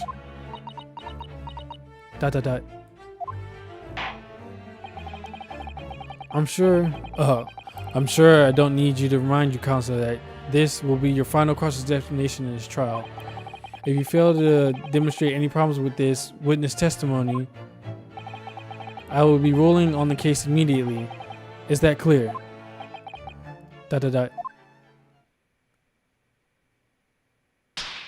Ooh. Ooh, that looked like it hurt. It sounded like it hurt too. Yikes. Yes, Your Excellency. Then you may proceed with the cross-examination. That looked and sounded like it hurt it. Alright. What? Unfortunately, I had no idea when the poison had been in wrist like that. When the waiter brought my steak, the professor and I raised a glass and toast. Father heard the postmortem question. No possible cause of death besides the gunshot. There's some trace. Please do show me.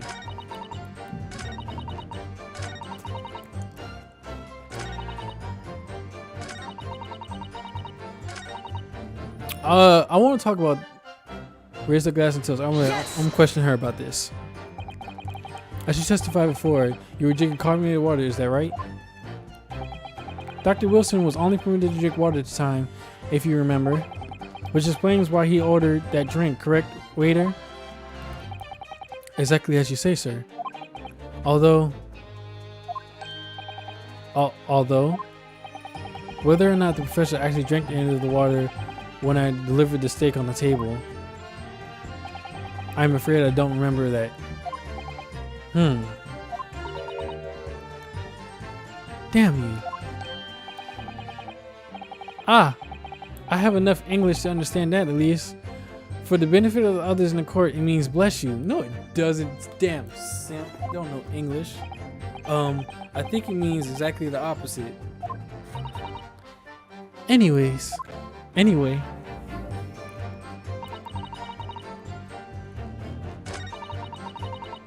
Let me look back on that right quick.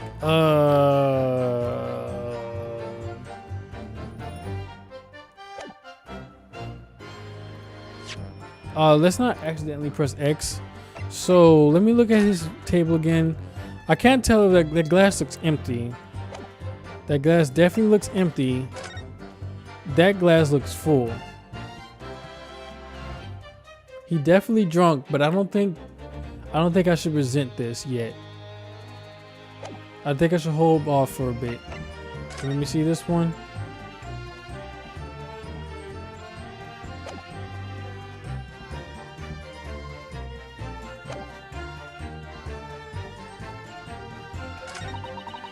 As far as I heard, the postman approached her. No possible cause of.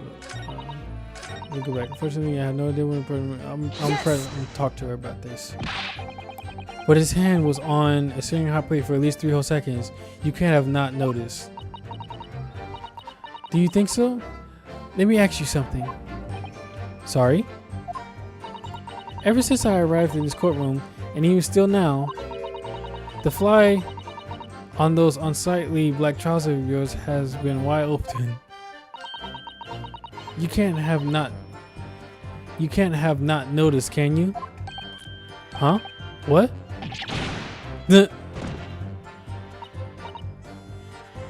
Haha, what fun. You hadn't realized. The dear lady is absolutely right. As your friend, you've embarrassed me as well as yourself, Ryu. Why didn't you tell me? Dr. Wilson was a true English gentleman. Exactly, why is she looking? Hey, why is she looking down there though, huh? How was she able to look down there? I had to see the table. I had to see what the tables look like again. He chose honorable silence over a vulgar scream. Can your tiny brains imagine such a thing? Oh yes, I think my tiny brain can. Yes. Well, I can't. Anyway. I'm about to take every glass of toast. As far as I heard, the person was besides gunshot. Yes. Yes, it's written here in the paperwork. Fatal from ballistic trauma. Yes. Lucky for all of us, a little burn on the wrist isn't going to kill us. And as there were no other signs of trauma on the victim's body to indicate some other cause of death, it can only have been the bullet from your gun that put the end to the innocent man's life. But that doesn't make sense. The burn must have happened straight away when the plate was first brought to the table by the waiter. Yes, that's true. If it had cooled even slightly, it wouldn't have been able to burn like that. And if the victim burned his wrist on the hot plate as soon as it was brought from the kitchen, then he must have already been dead at that point. Attention! Notes here. And yet, the fact is that the victim... Oh, wait, wrong voice. I was using my normal voice. I forgot that I was voice acting. And yet, the fact is that the victim was killed by a gunshot to the chest. Until you're able to show the court evidence to disprove that, this is a complete waste of time. I concur. Prosecutor is right. I'm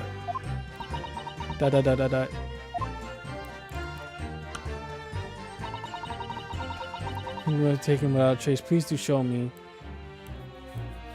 There is poison. Yes. But I don't think I have anything to show without leaving a trace. She basically ratted on herself. If someone If someone is shot, or strangled, or stabbed, or thrown into from a height, however a person's life is taken, there's always a telltale trace on the body. Quite right, dear lady. And as our police forces thoroughly examine the body of the deceased, there can be no doubt.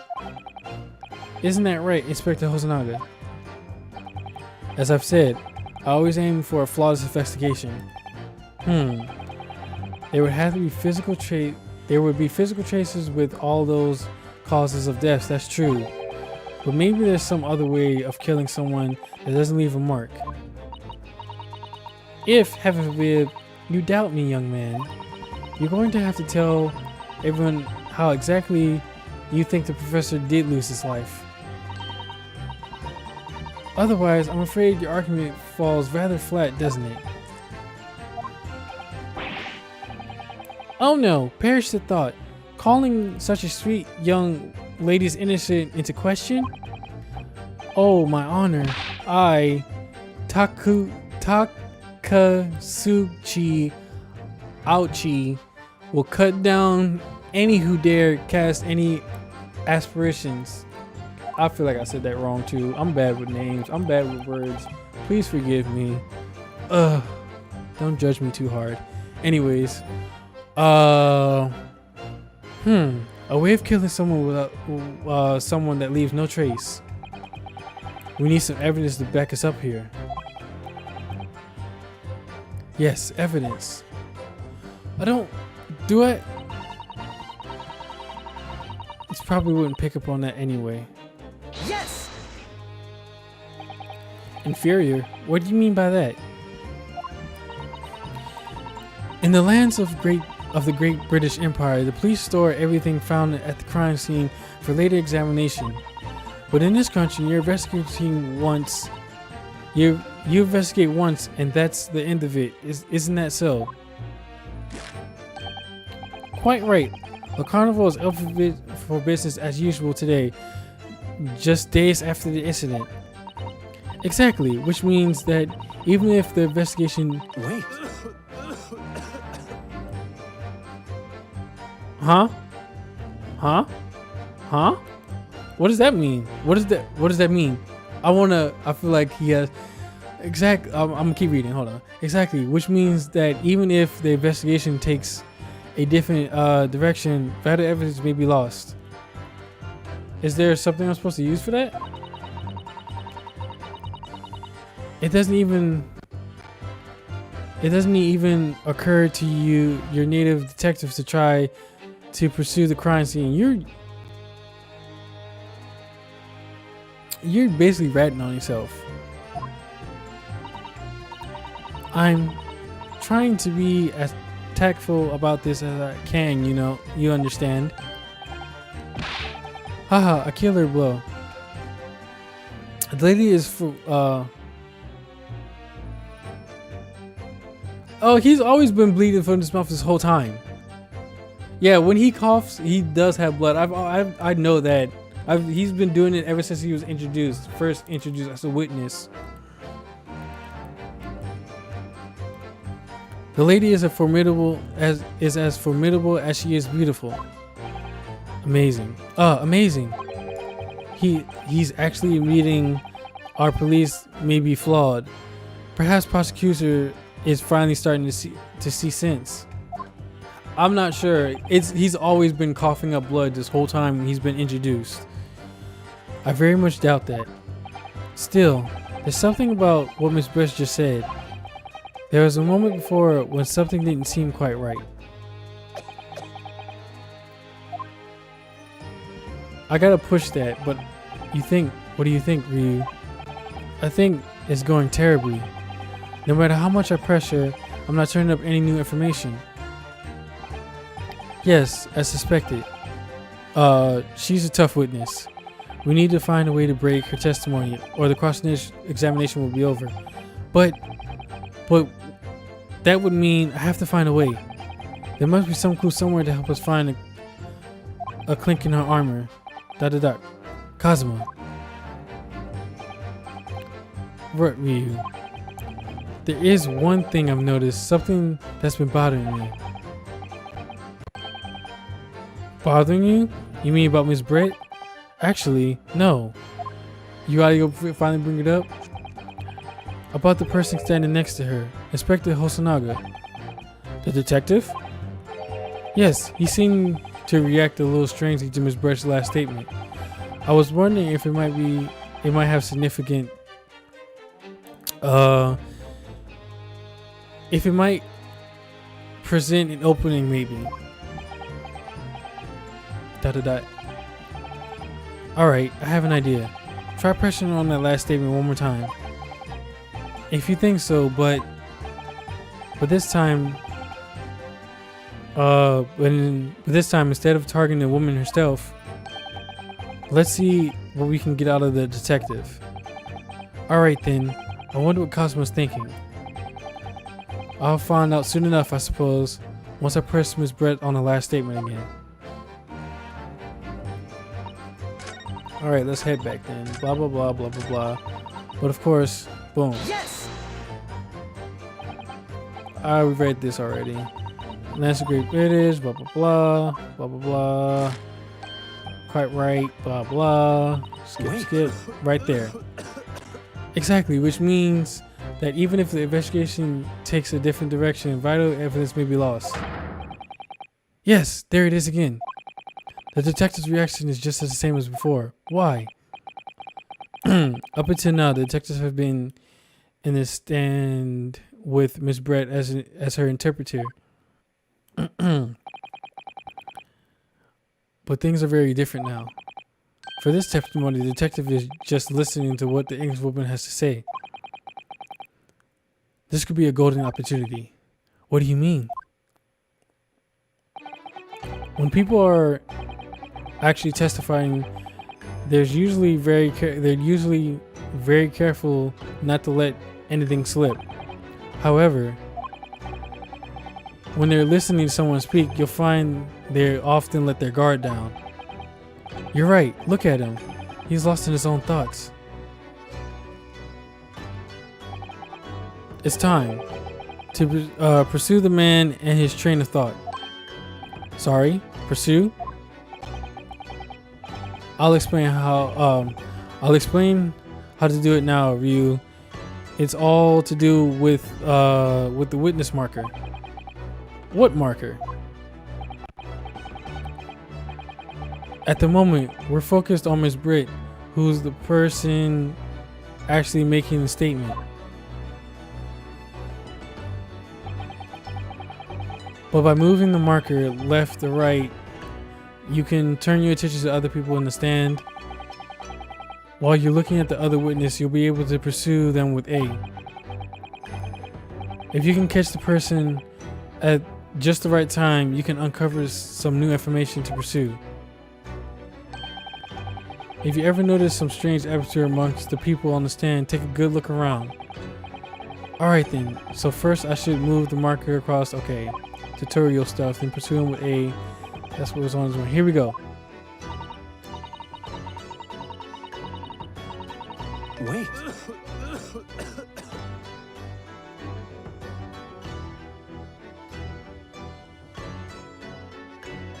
Excuse me. What the?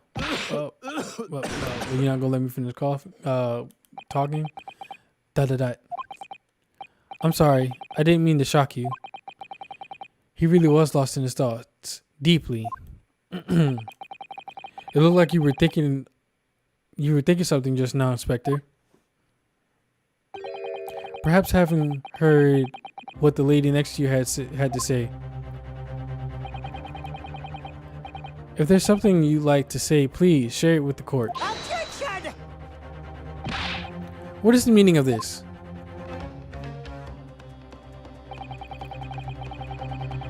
It's the delightful Englishwoman who's testifying at the moment.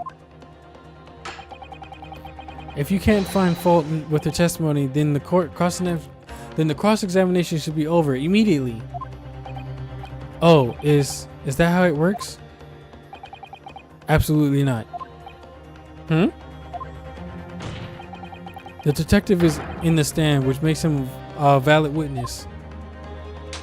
Put some backbone behind your slams, my guy. Yes, not to mention the fact that he's intimately involved in the case. I need some water. Hold on real quick. I gotta go grab some water. My mouth is really dry. I'll be right back. Give me one second. I'm sorry.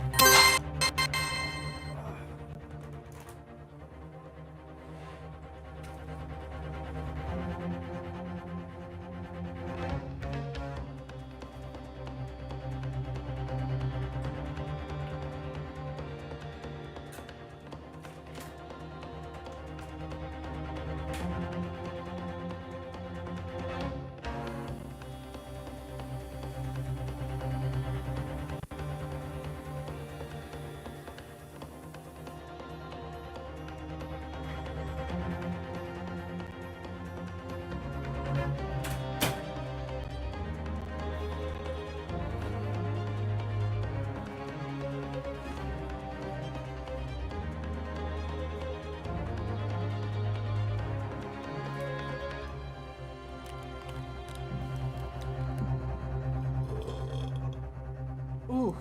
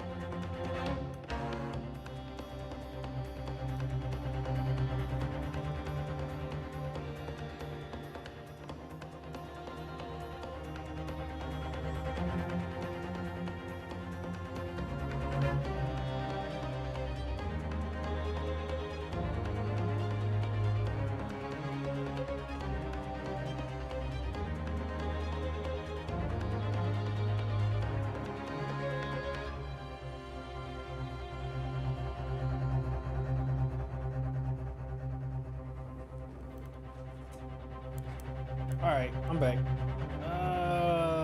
This one. Let me see. Click back on my 4K, and there we go. All right, I'm good. Let me take another sip real quick before I start reading again. Oh, voice acting for a long time makes my voice.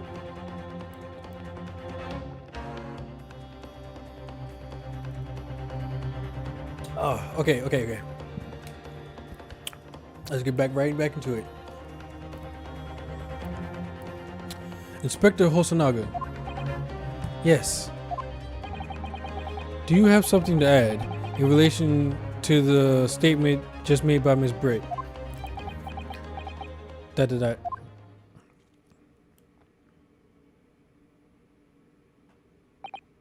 Well, yes. If you don't mind, I would like to speak.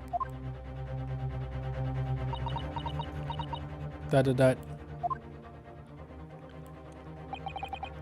lady is right. Our country police practices are not as modern as those used in Great Britain, which is why I, Satoru Hosonaga, always strive to make every investigation I'm involved in flawless. What do you really mean by that? I'll tell you what I mean. I won't have evidence lacking on my watch.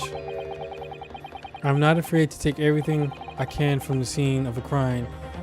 It's preserving evidence, you see. I don't care if they call me a crime scene thief. I am not ashamed of what I've done. Maybe he is poisoned. Maybe you're right. Maybe he did get poisoned. Maybe because he touched that glass or something to do with that glass. Because I still feel like there was poison in the glass and he messed with it some way and he ended up getting poisoned, but he didn't know. Which is why he's probably coughing up blood right now. A crime scene thief. Well, it looks like the lady's remarks touched a nerve there. Take this for example. Or she poisoned the wine? I mean the water? Not the wine. I keep calling it water because look at the water bottle. Is that?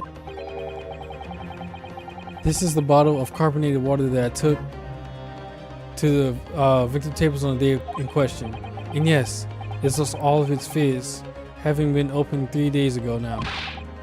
But it was carbonated water. I don't care what anyone says. Yes, there's some left in the bottle. I can see it.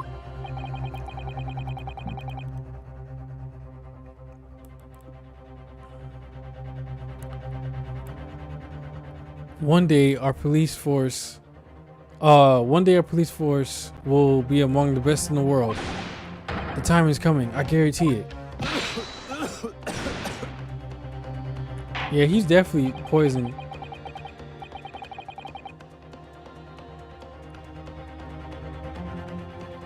I can't say I condone the witness's actions, but I do understand the sentiment. The court will accept the glass bottle of water as evidence. Carbonated water has been added into the court record. Miss Britt, can you confirm that this is indeed the bottle from which you drank on the day of the victim's death? Yes, it is. It was that bottle. What was that about? She seemed to avert her eyes when she answered the judge's question. Very well, counsel. You may resume the cross-examination. An inspector will kindly control his fervor. Ahem. Alright, unfortunately I had no idea what it looks like that. We're going to say this glass of toast. Glasses of toast. Fire pop closed by gunshot. So take about trace. Of course. Okay, so let me inspect the bottle. Inspect the bottle. Let's inspect the bottle. Let's take a look at the bottle. Oh, I got my mouse in the way.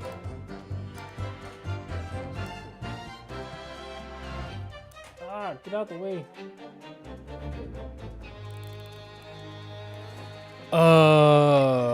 Coming to order the victim's special on the victim's table. Can I examine it? Nice. Let's go. All right. Let's see. Nope. Nope. Nope.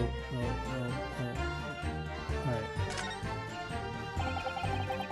The label is written in foreign language that I don't recognize. Do you know what it says, Kazuma? I think it's French. It must be very expensive water. Yes, but what does it say? That's what I was asking.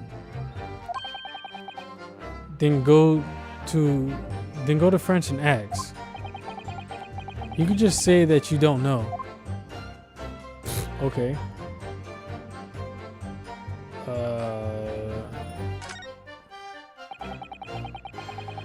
So this carbonated water is the last drink Dr. Wilson ever had. It looks like there's a little left in the bottle, although. Oh, Gusman, thank you for the like. I appreciate you. Thank you for stopping by.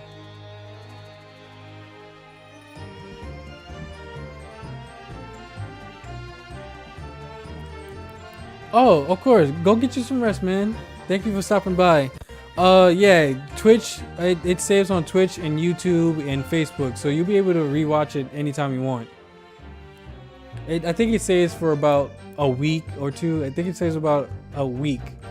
It's saved on Twitch, and it's forever on YouTube, and it's forever on Facebook. So you can come back and watch it anytime, but I appreciate you stopping by and sticking around for this long. Through all my bad voice acting.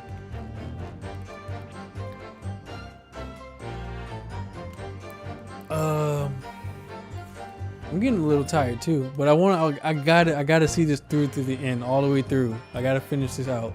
I told myself I wasn't gonna stop streaming until I finished it, and I meant to. So I'm gonna finish this chapter out. It looks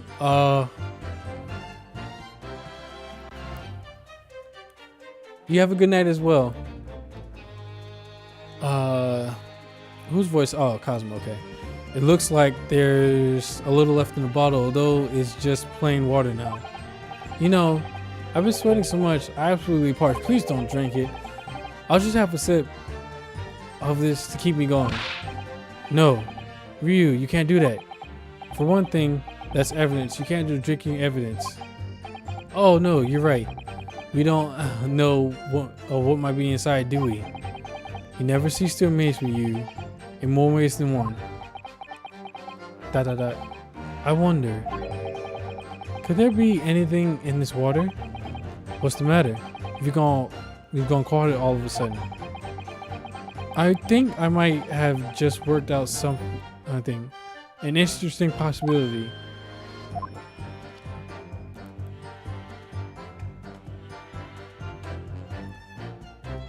Ah, the controls are wonky.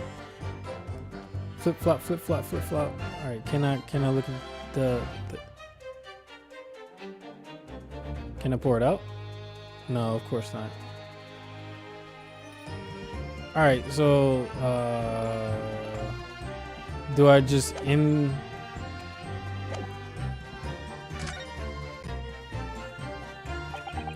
New evidence. Excellent work, Ryu.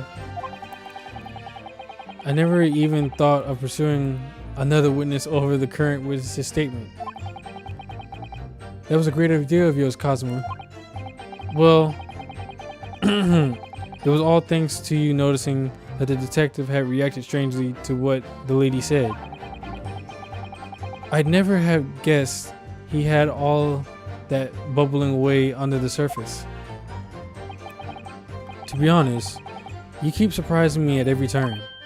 Sorry? Oh, never mind. So we know that Dr. Wilson was killed at around the time the steak was brought to his table. And by some means that left no physical trace on his that left no physical trace on his body. I'm just getting dry.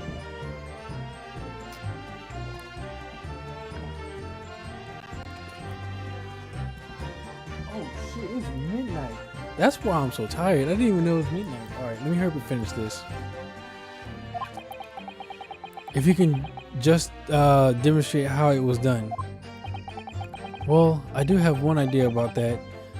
But how the professor was killed, about how the professor was killed, maybe I should just present the evidence and see what happens. Present it where? First thing, you have no idea.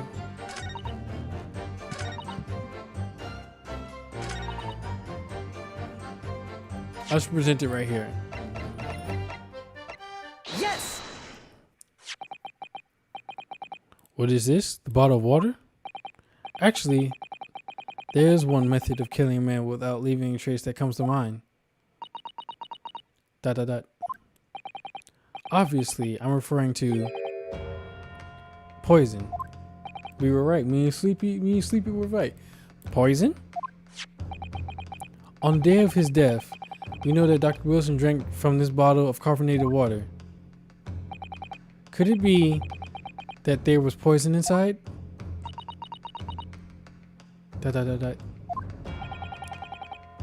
Could it be that the professor actually died after taking a sip from his glass?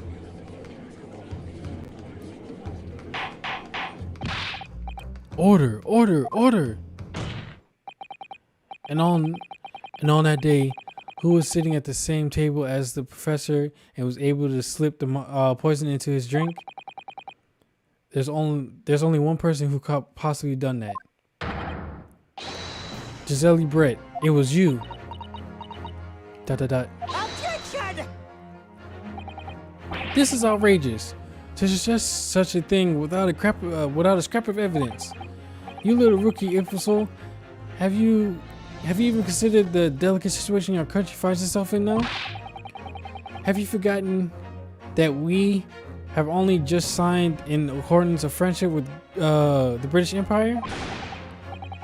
Have you even the vaguest inkling that your rash accusations could jeopardize the entire treaty? Objection!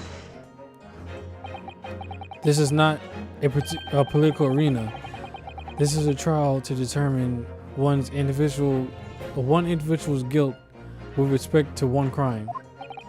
What? The fact that this woman is British makes no difference. We are here to determine the truth. If I may. Shut up! Will we see her face now? It is you who should be silent. Of course. Dear lady. Where did that come from? She just snapped. Will we see her face now? I'm afraid I may have spoken unfairly before. I have offered my humblest apologies. I am sorry, my lady. To what are you preferring? I described your police force as inferior, but no matter how inferior they may be, you still investigated this particular point thoroughly, I believe. The bottle, I mean, Inspector, and whether it contained poison or not? ...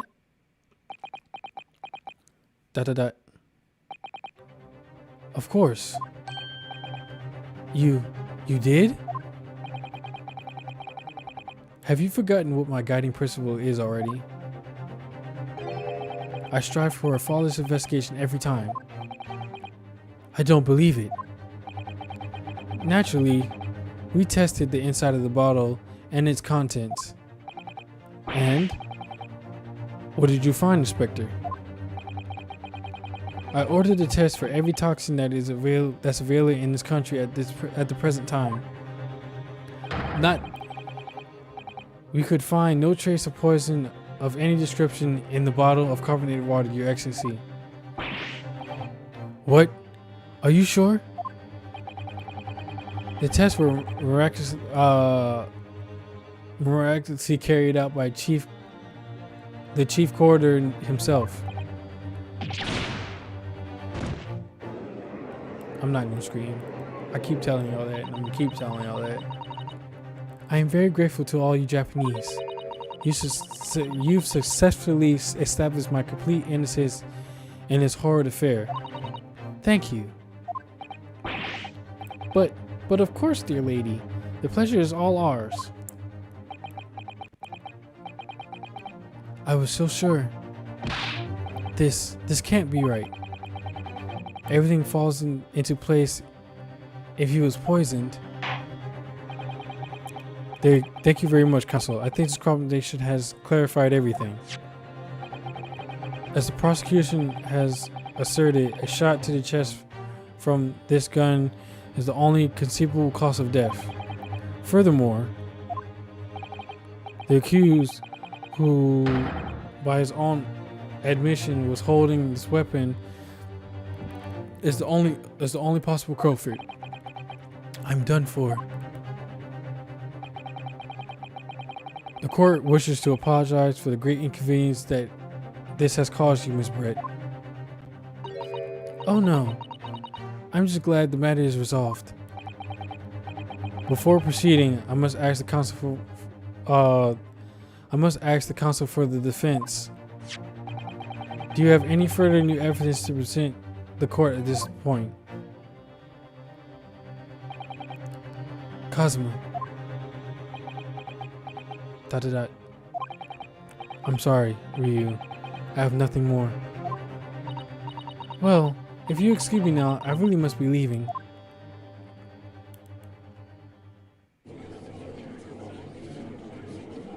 Hold it! Thank you. I knew y'all was gonna show up eventually. Ah. The better looking chick. Please, wait. Isn't that... What is the meaning of this? Forgive me for intruding on the court proceedings, Your Excellency. Susato Mikotoba,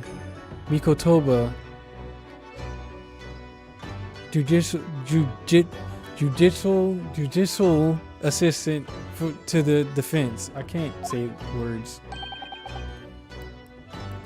Mikotoba? In my darkest hour, with nowhere left to go, she appeared like a bolt of lightning. and in her hand she carried a small package wrapped in a furoshiki cloth.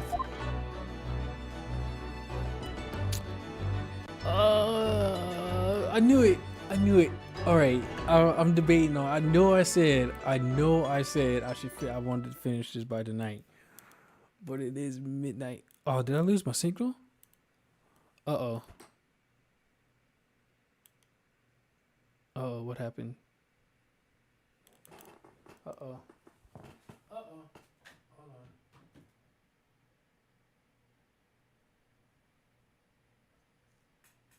Uh-oh.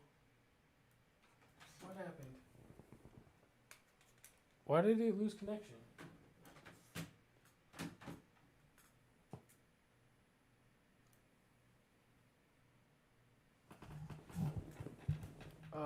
What happened?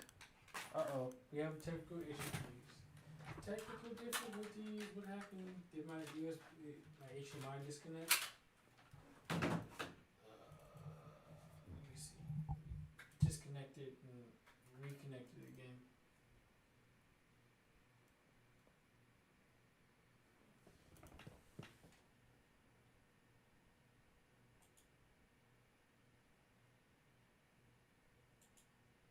Uh-oh. Hold on. Time out, everybody. Let me fix this right quick.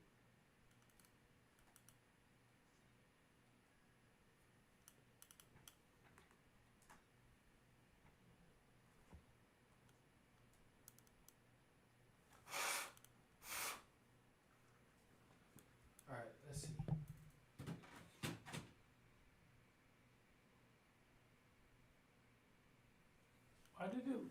Why did it lose connection? What happened?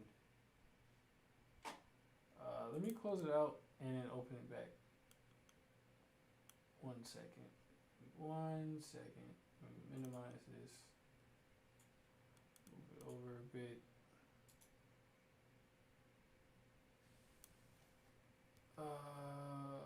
Pin to start so I don't have to keep doing this. 1 second. We had technical difficulties. Uh-oh. That's the wrong time for this to happen. It was right to the good part. Oh, wait. Taskbar. There we go. And then double click.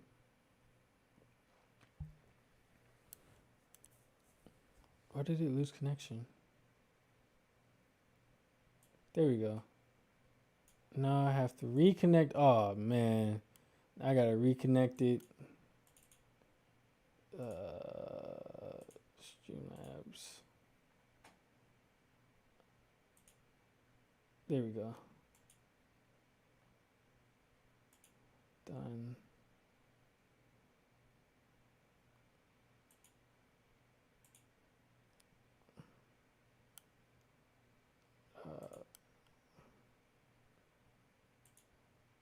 I don't know why it lost connection. My bad, everybody. All right. Let me make sure I'm centered screen again. All right. Scoot up a little bit this way. All right, right back to it. Let me put this back where it belongs. I don't know why I lost connection. That was weird. All right, we got to see it through. Got to see it through, my guy. Got to see it through. Well, I understand that you're the judicial assistant to the defense, but why this sudden ingress into my courtroom? A judicial assistant and a woman, no less. The rule states that females are not permitted into this court of law other than to testify. Yes. Oh, I'm sorry. Yes, I fully understand. I asked only for 5 minutes of time. I have some vital evidence that I must hand over to the defense. Ha! You're too late, little girl. This trial has already been concluded. 5 minutes. I will not allow a moment more. But your excellency, I am most grateful.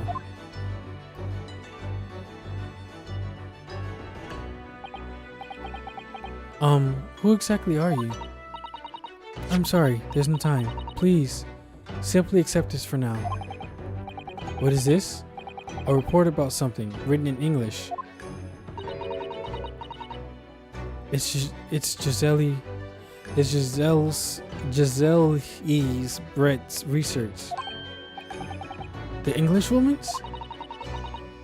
After the trial resumed earlier, I hurried back to the university. I went to Dr. Wilson's laboratory in the medical facility and borrowed this paper. Oh yes, that's right. Miss Brett was studying under the professor, wasn't she? So, does this research, whatever it is, have something to do with the case? I'm afraid I don't know. I haven't been able to listen to the proceedings of the trial myself. Oh, no, of course not. Special characteristics of Curare and its effect on human subjects. Interesting. Curare? What's that? I never heard that word before. Time's up. The prosecution demands that the immediate removal of this female trespasser from the courtroom.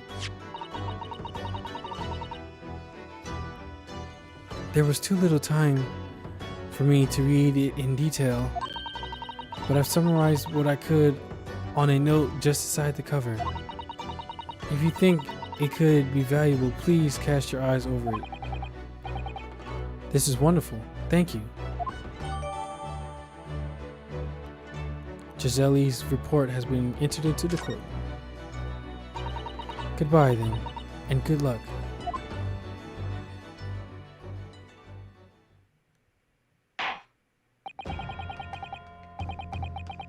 You've had long enough, counsel. We cannot detain our English guest any longer.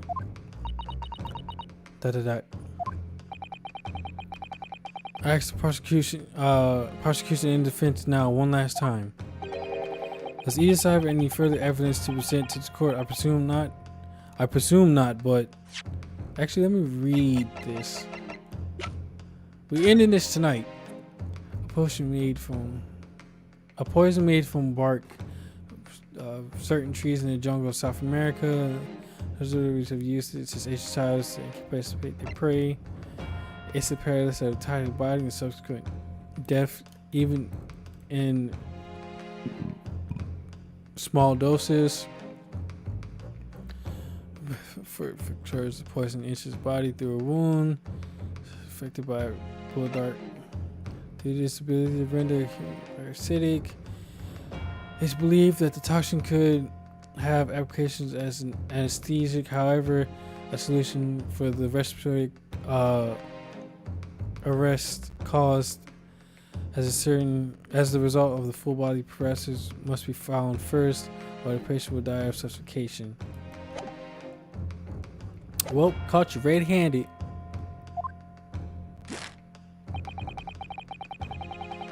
The prosecution has made its case convincingly enough already.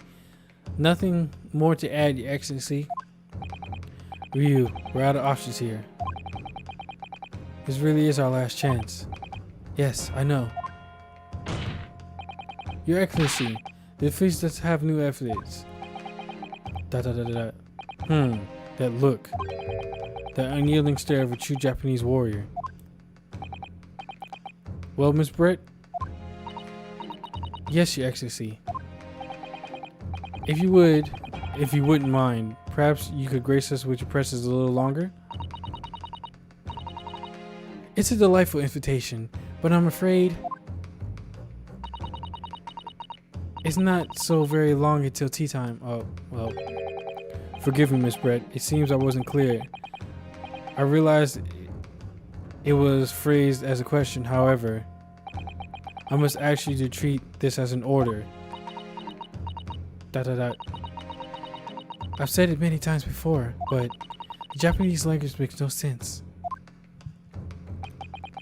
My apologies, dear lady. So, Counsel, what is this new evidence that demands the court's attention? Boop, boop, the bottle. I'm just kidding. Yes! Miss Giselle Britt, we understand you were studying under Dr. Wilson at UMaine University doing research. Research by sheer coincidence, perhaps, into a deadly poison? What? Poison? Where are you going with this, Counsel? A toxin known as Curare, Your Excellency. Even the slightest amount of this deadly poison entering the body leads to instant death. Objection! What? What complete and other nonsense? Curare, you say? I've never heard of it. You wouldn't have done. What? What do you mean? I mean that you wouldn't have heard of Curare before for one very simple reason. It doesn't exist in our country. It doesn't exist? Correct. Which means no matter what tests the police can do for toxins, they never identify cure. Why? Because there is no test available here that can identify the presence of a highly deadly poison.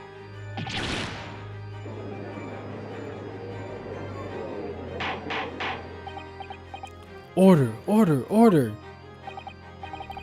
Counsel, does this deadly poison truly exist? According to the report,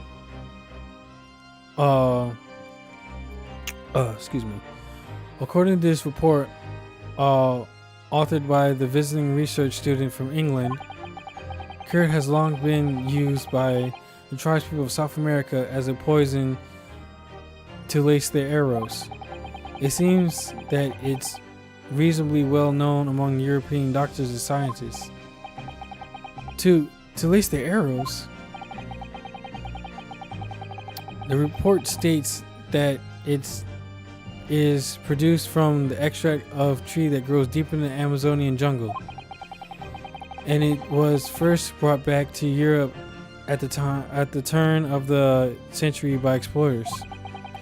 It claims that animals shot by arrow laced with curare suffered instant death. Doesn't that about sum it up? Doesn't that about sum Ms. Brett? Objection!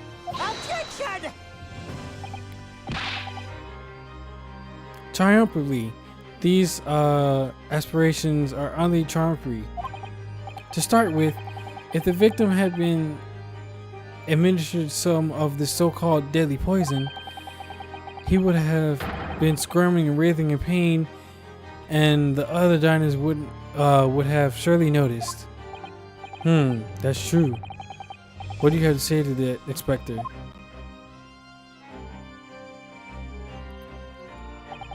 Obviously, I would have noticed a disturbance like that. I don't remember anything like that either. I didn't notice the professor being in any kind of pain. According to this, however, it's the other way around. What do you mean, the other way around? The very fact that the victim didn't show any visible signs of distress is evidence that the curare was used. Explain yourself, Counsel. The moment this toxin enters a person's system, it causes instant paralysis. In other words, afflicted victims lose all strength and are completely unable to move. Even if they were in total agony, there would be no visible signs of pain at all. How terrible. Obviously, if a man lost all strength in his muscles, he'd collapse on the floor. But with a chair under him for support, as Dr. Wilson did, the effects could go largely unnoticed. But I don't follow, Cosmo. That's just paralysis. I thought the poison caused instant death. Dot dot dot. The full explanation is extremely unpleasant. The poison causes immediate paralysis, as I said, leaving the victim unable to move. But after a short time, the paralysis is so severe it causes the muscles that control respiration to fail. Respiration? In other words, the actual cause of death is suffocation. And all the while, the victim is conscious and aware, just unable to move. That's hideous. To the observer, it will look almost like the victim was sleeping peacefully to an endless sleep. But for the victim himself, his final moments would be a living hell. That is the true nature of this deadly cure poison. Dot dot dot dot. And you're suggesting that this bottle console actually contains this terrifying poison? Objection! This is all very convenient, isn't it? An unknown poison from which there is no means of testing. What a happy tale for the defense. If I may. Shut up!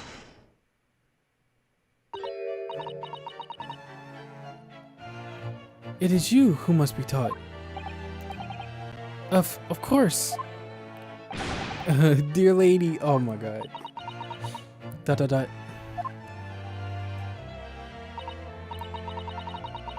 So, this is how you Japanese behave, is it? What? You steal another's honest hard work and then announce the results as if you discovered them. I'm appalled. A total loathsome act. Well, Miss Brett, the feeling is mutual. Whatever do you mean? Capitalizing on the unfortunate circumstances of an innocent man to frame him for a heinous crime. That really is a loathsome act. Wouldn't you agree? Objection! Enough of this. I, for one, refuse to accept it. The idea of some poison that doesn't even exist in the great empire of Japan is breaking the rules. Ha ha ha. What's so funny? Oh, excuse me. Oh, excuse me. Your Excellency? Yes, Miss Britt. May I borrow that bottle for a moment, please? Well, yes, I don't see, why not? She's gonna drink from it. She laced the glass. She didn't lace the bottle.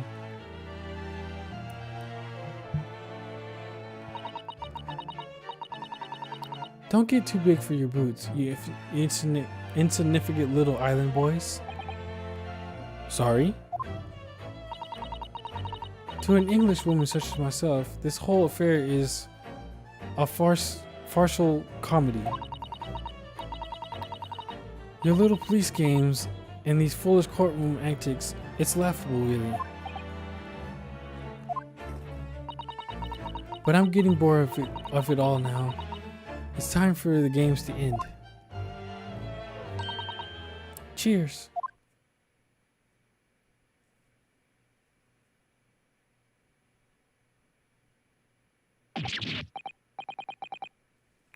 Wait, what are you doing?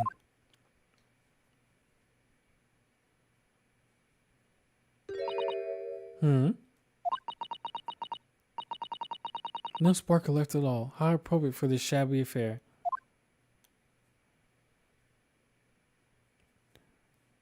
Dot dot dot.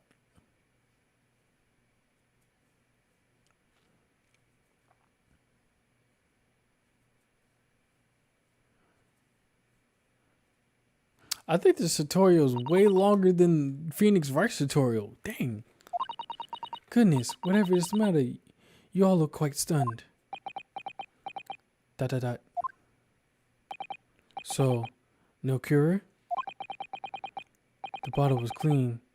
Is what you're trying? Is that what you're saying? Ha! Ha ha ha ha ha! You look quite incredulous, little boy. But of course, that's the simple truth. Thank you for presenting the findings of my research so concisely here in this grand venue. Most kind. Grr. Thank you, waiter. Now then, Your Excellency. Dot dot dot dot. Yes, Miss Brett. I should like to be excused now, please.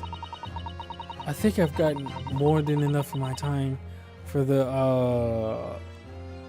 friendliness of friendship between our countries. Ah, yes, dear lady. We are most gratified. We are most gratified with all the assistance you have given. Dot dot dot dot dot. This does make sense. There had to be poison in that bottle. So how? How did she swallow the whole glass and live to tell the tale? I don't understand it. Well, I suppose if nothing else, this little Far Eastern charade will make for an interesting conversation at the next party I attend in London. There has to be poison in that bottle. Doesn't there?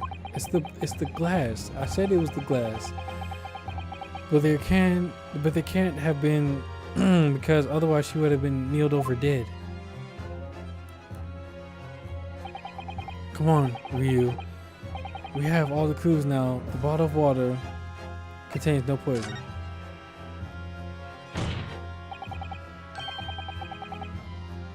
As I thought, there is no poison in that bottle. What? Why, Ryu?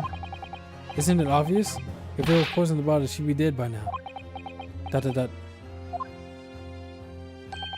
Sometimes your adulterated naivety really astounds me. But sometimes it's in need of a good standing until it has darkened your uniform in the ways of the world. Oh, is that what this color is supposed to represent?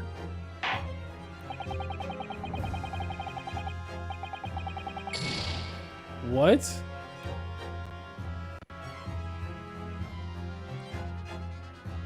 That was a guideless ending to a promising line of counsel for which we were penalized. This whole trial is poisoned. There has to be.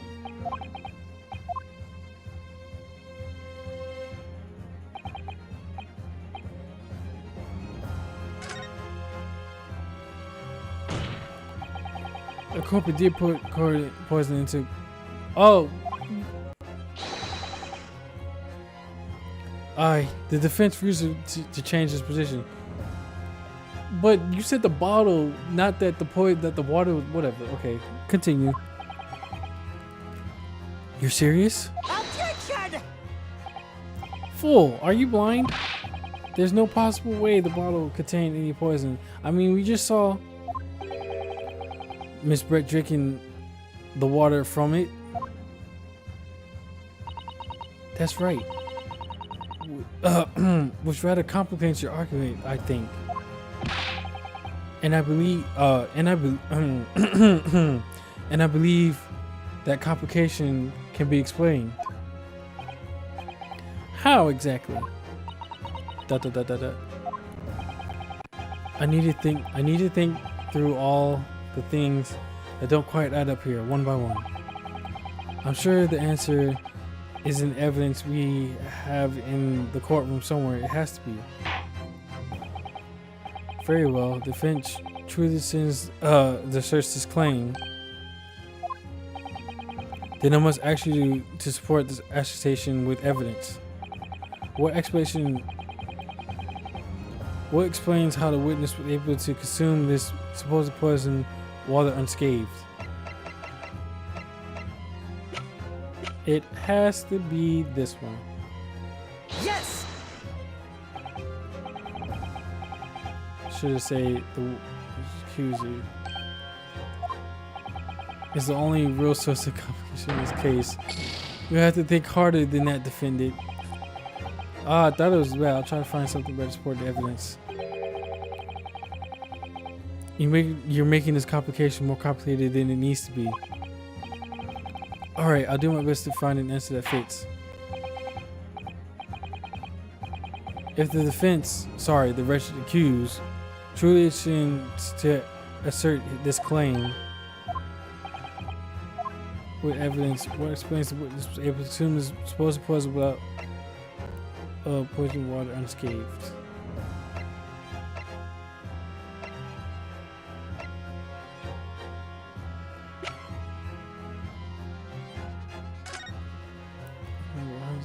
Use the HIs to aspect the prey.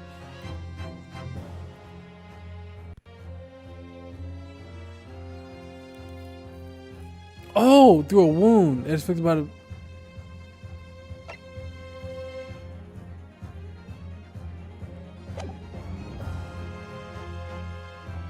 Yes!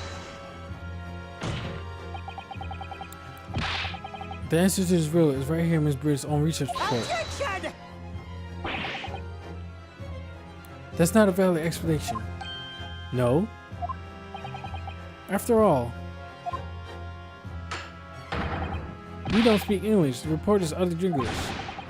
This impudent young scoundrel is trying to ridicule the court, Your Excellency. I'm not trying to ridicule anyone, honest. I'm just reading Susato-san's notes. I concur. This report is too extensive to be considered in its entirety by the court. You direct us to the pertinent section, counsel. That's just to the riddle.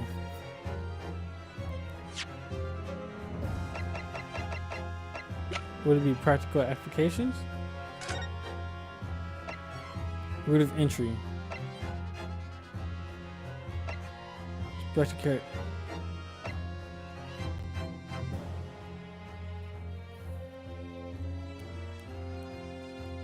Yeah, special characteristics.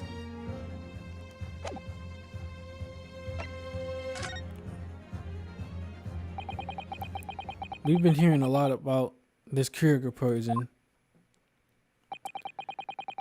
and it's left me curious about something.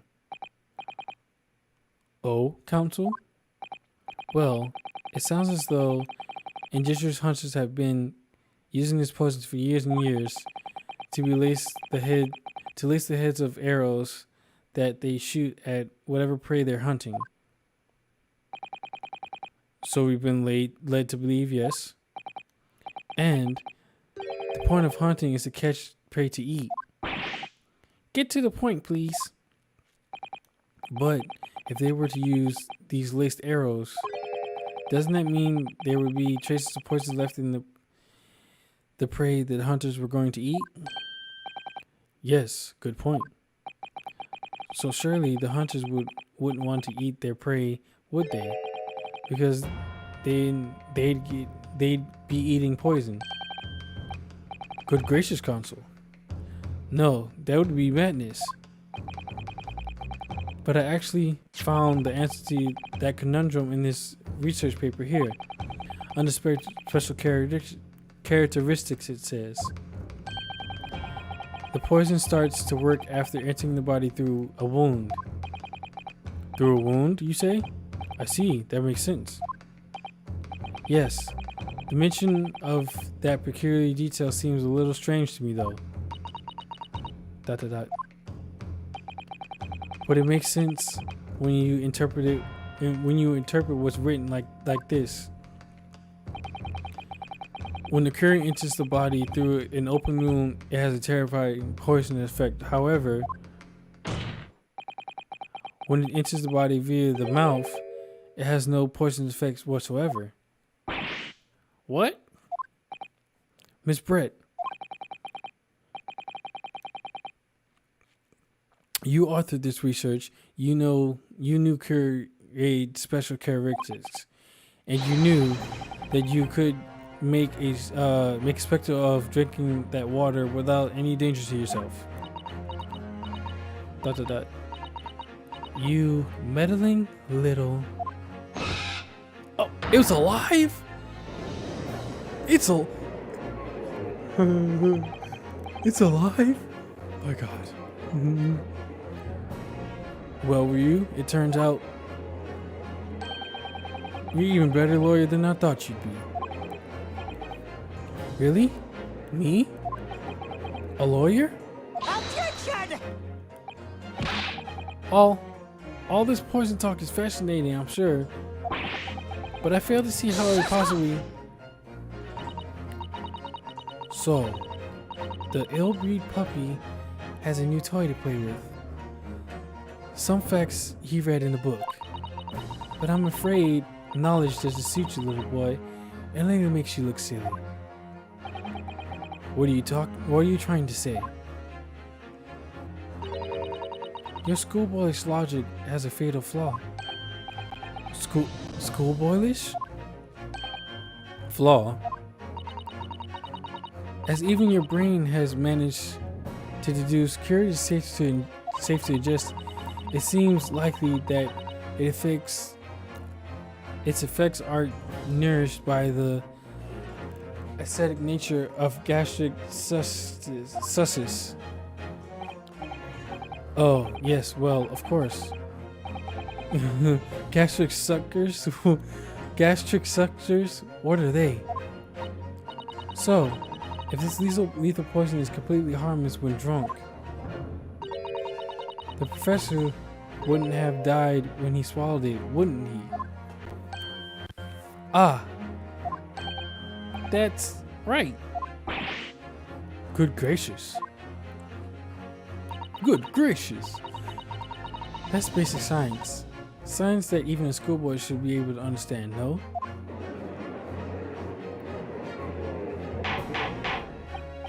Order! Order in the court! Order! The logic holds. If the lady and the professor drank the same poison, they would be affected in the same way. Are you trying to suggest? Yes, this curie poison is completely irrelevant to the case on trial. That's right. Surely even a little cockroach like you could understand something as simple as that. Huh? ... What is this welling up inside of me? I've never felt like this before. It's a sort of conviction to break down all discrepancies. It's so intense, almost rage-like. And more than anything else, it's animalistic desire to take down my prey. Objection! Phoenix.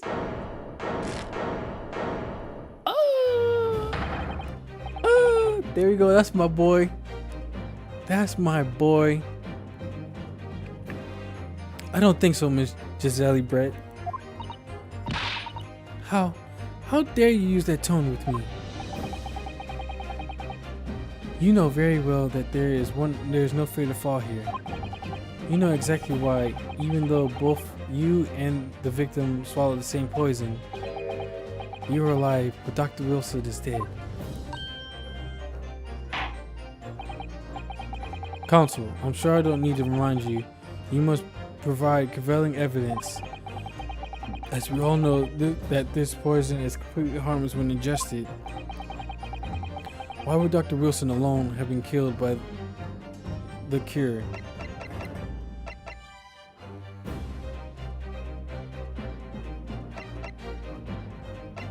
I want to say it's the gunshot.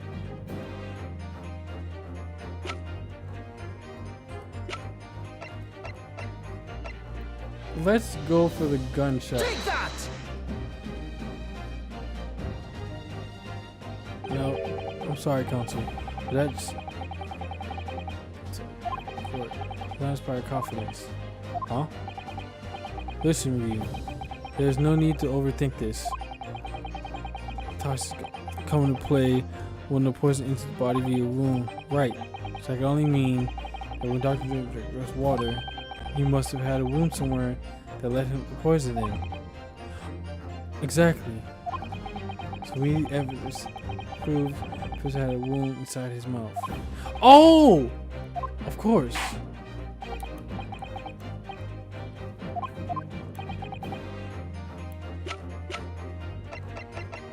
Duh. Take that! As Miss Britt so readily pointed out, she drank the same water as the professor. However, there was a fundamental and fatal difference between the two diners. A fatal difference? The toxic effects of the curer. I'm gonna say curer. I'm gonna keep saying curer. Are only felt when the poison enters the body through an open wound. So, for a healthy person with no injuries, drinking it is completely harmless. But what if there was a wound inside the mouth of the person drinking the poison water? Inside? Yes, like the wound you might have if you had just been to the dentist and had a tooth extracted, for example. I'm not screaming. Miss Britt, you've acknowledged many times in your testimony already that you were well aware of Dr. Wilson's dental appointment that day. So that's it. You used the knowledge to orchestrate this. ...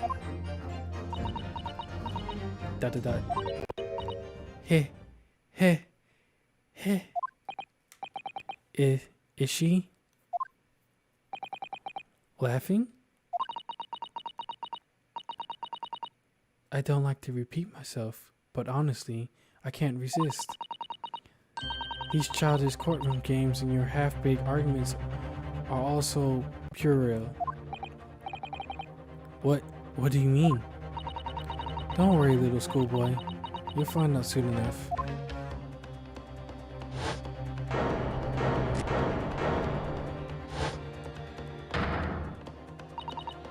You see, when you leave vital evidence laying around, you never know what might happen to it. No! I mean, it could just slip.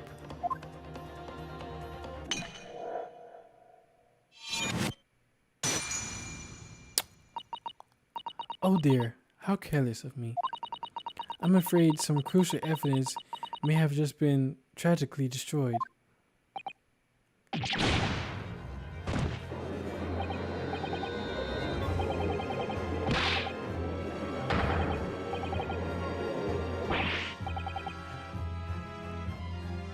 Officer, what are you waiting for? Collect as much of the water from that broken bottle as possible at once. You're wasting your time. This delightful carpet under my feet here was a gift from the British Empire. I assure you it will soak up the water beautifully.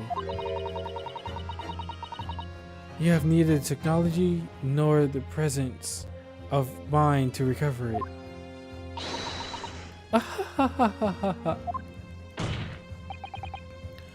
How could you? You won't get away with this.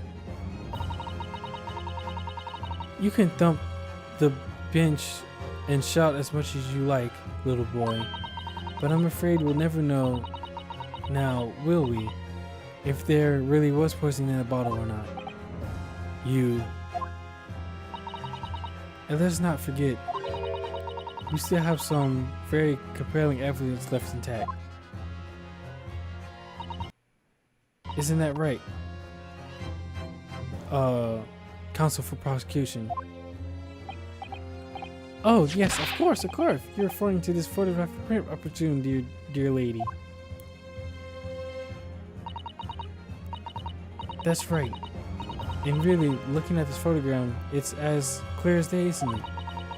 The poor professor was sitting with his back to me.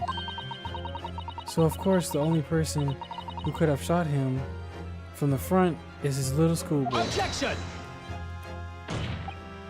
No, you killed the victim that day using cure. And then, in order to frame Ryu Nohado for the crime, you waited until he picked up the pistol you arranged for him to find on the floor before you shot the professor's dead body in the chest with your own hidden gun. Then the confusion that followed, all you had to do was turn the dead professor and his chair around. You see, you had every opportunity to commit this crime. Heh, heh, heh. What a wonderful imagination you have, young man. A hidden gun, you say? And I shot the professor's dead body, did I? Well, I'm terribly sorry, but you don't have a shred of evidence. Exactly. And as you have nothing to support your wild claims, the prosecution's stance remains unchanged. The victim, John H. Wilson, was killed by a gunshot to the chest.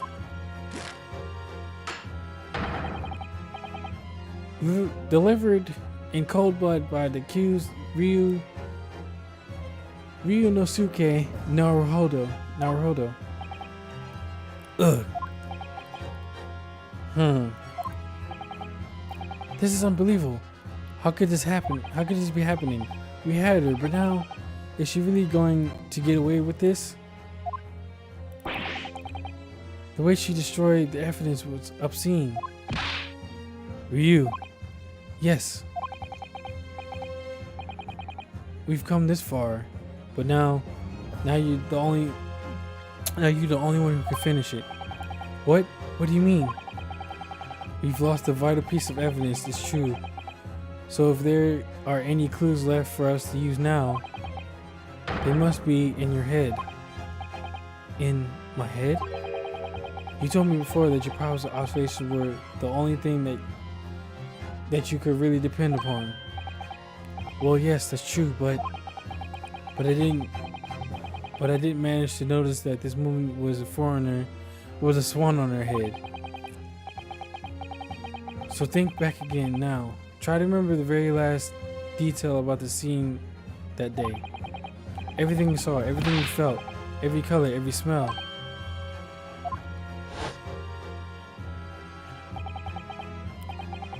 What I saw, what I felt. Every color.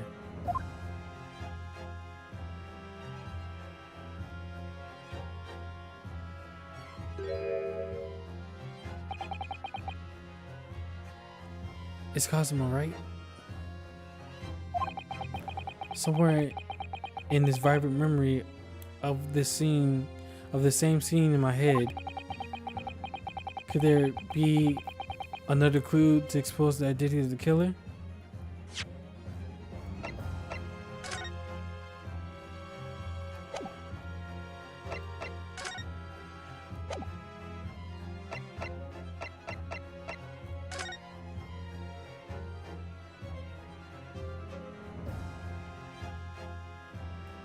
Ah, you can see it.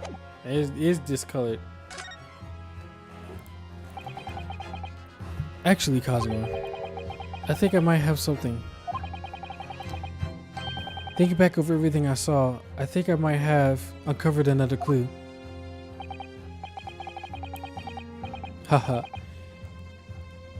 You always have something up your sleeve, don't you, Ryu? Come on then. Let's wipe that smile off that English woman's face with some evidence. Alright, I can't wait.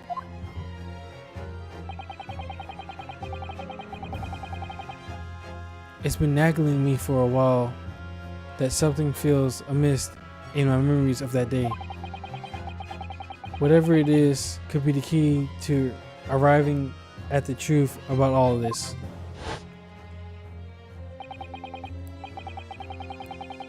It's here somewhere. The clue that shows who Dr. Wilson's real killer must have been is...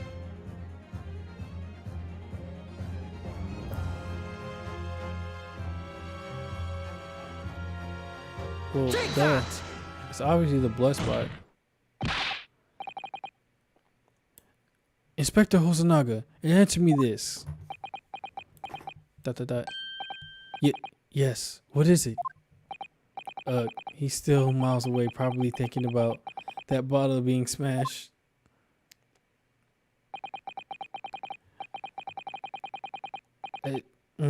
As you've said a number of times now, you strive for perfection in your investigations, don't you? Absolutely. I wonder, therefore, if you perhaps took anything else from the scene of the crime. Like, for instance, the plate of the steak that you took to the victim's table that day. Objection! Wait a minute. Shut up! Where are you going with this, little boy? It's just a memory that's been troubling me. What memory? I saw the scene shown in this photographic print with my own eyes that day. And I saw that on the wood base of the plate that the steak was served on was a splattering of blood. What? Dot dot dot. Oh really? And what of it? Obviously that must have been when you shot the professor. I need to drink some more water.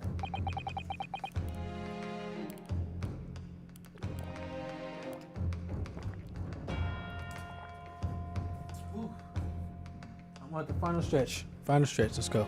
What time is it? It's 1:12. That's what time it is. 1:12. And I gotta be at work soon, so I'll be struggling at work today. I'll be fine. I'll probably take a nap later on. But anyways, I digress. Let me stop talking and keep going.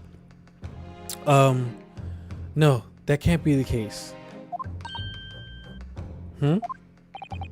Take a good look at the photograph and the relative position of everything there. The plate of steak is almost directly behind the victim. If I'm supposed to have shot Dr. Wilson in the chest from the front, there's no way the blood from the victim could have ended up directly behind him. Yes. For blood to have made it onto the plate, it implies that the plate was between the victim and the shooter, which means the shooter must have been sitting opposite the professor as you were. Giselle Brett. I beg your pardon. Objection! This is beyond ridiculous. Fabricated nonsense. Is the court seriously expected to believe something the accused has apparently just remembered seeing? Hold it!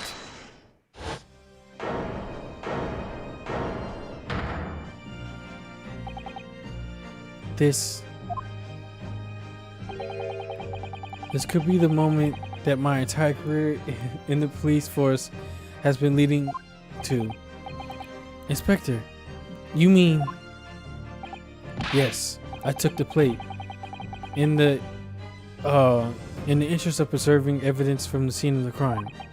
I took it, meat and all, and I don't care if they call me a crime scene thief because of it.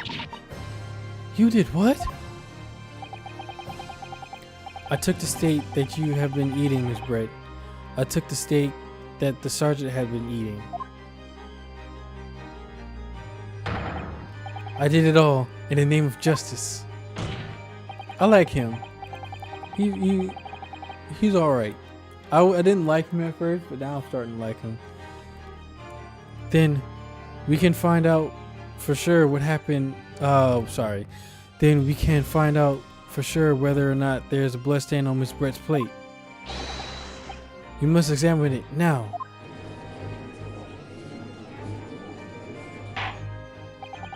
Inspector, the court wishes to examine the plate from the victim's table immediately. Yes, sir.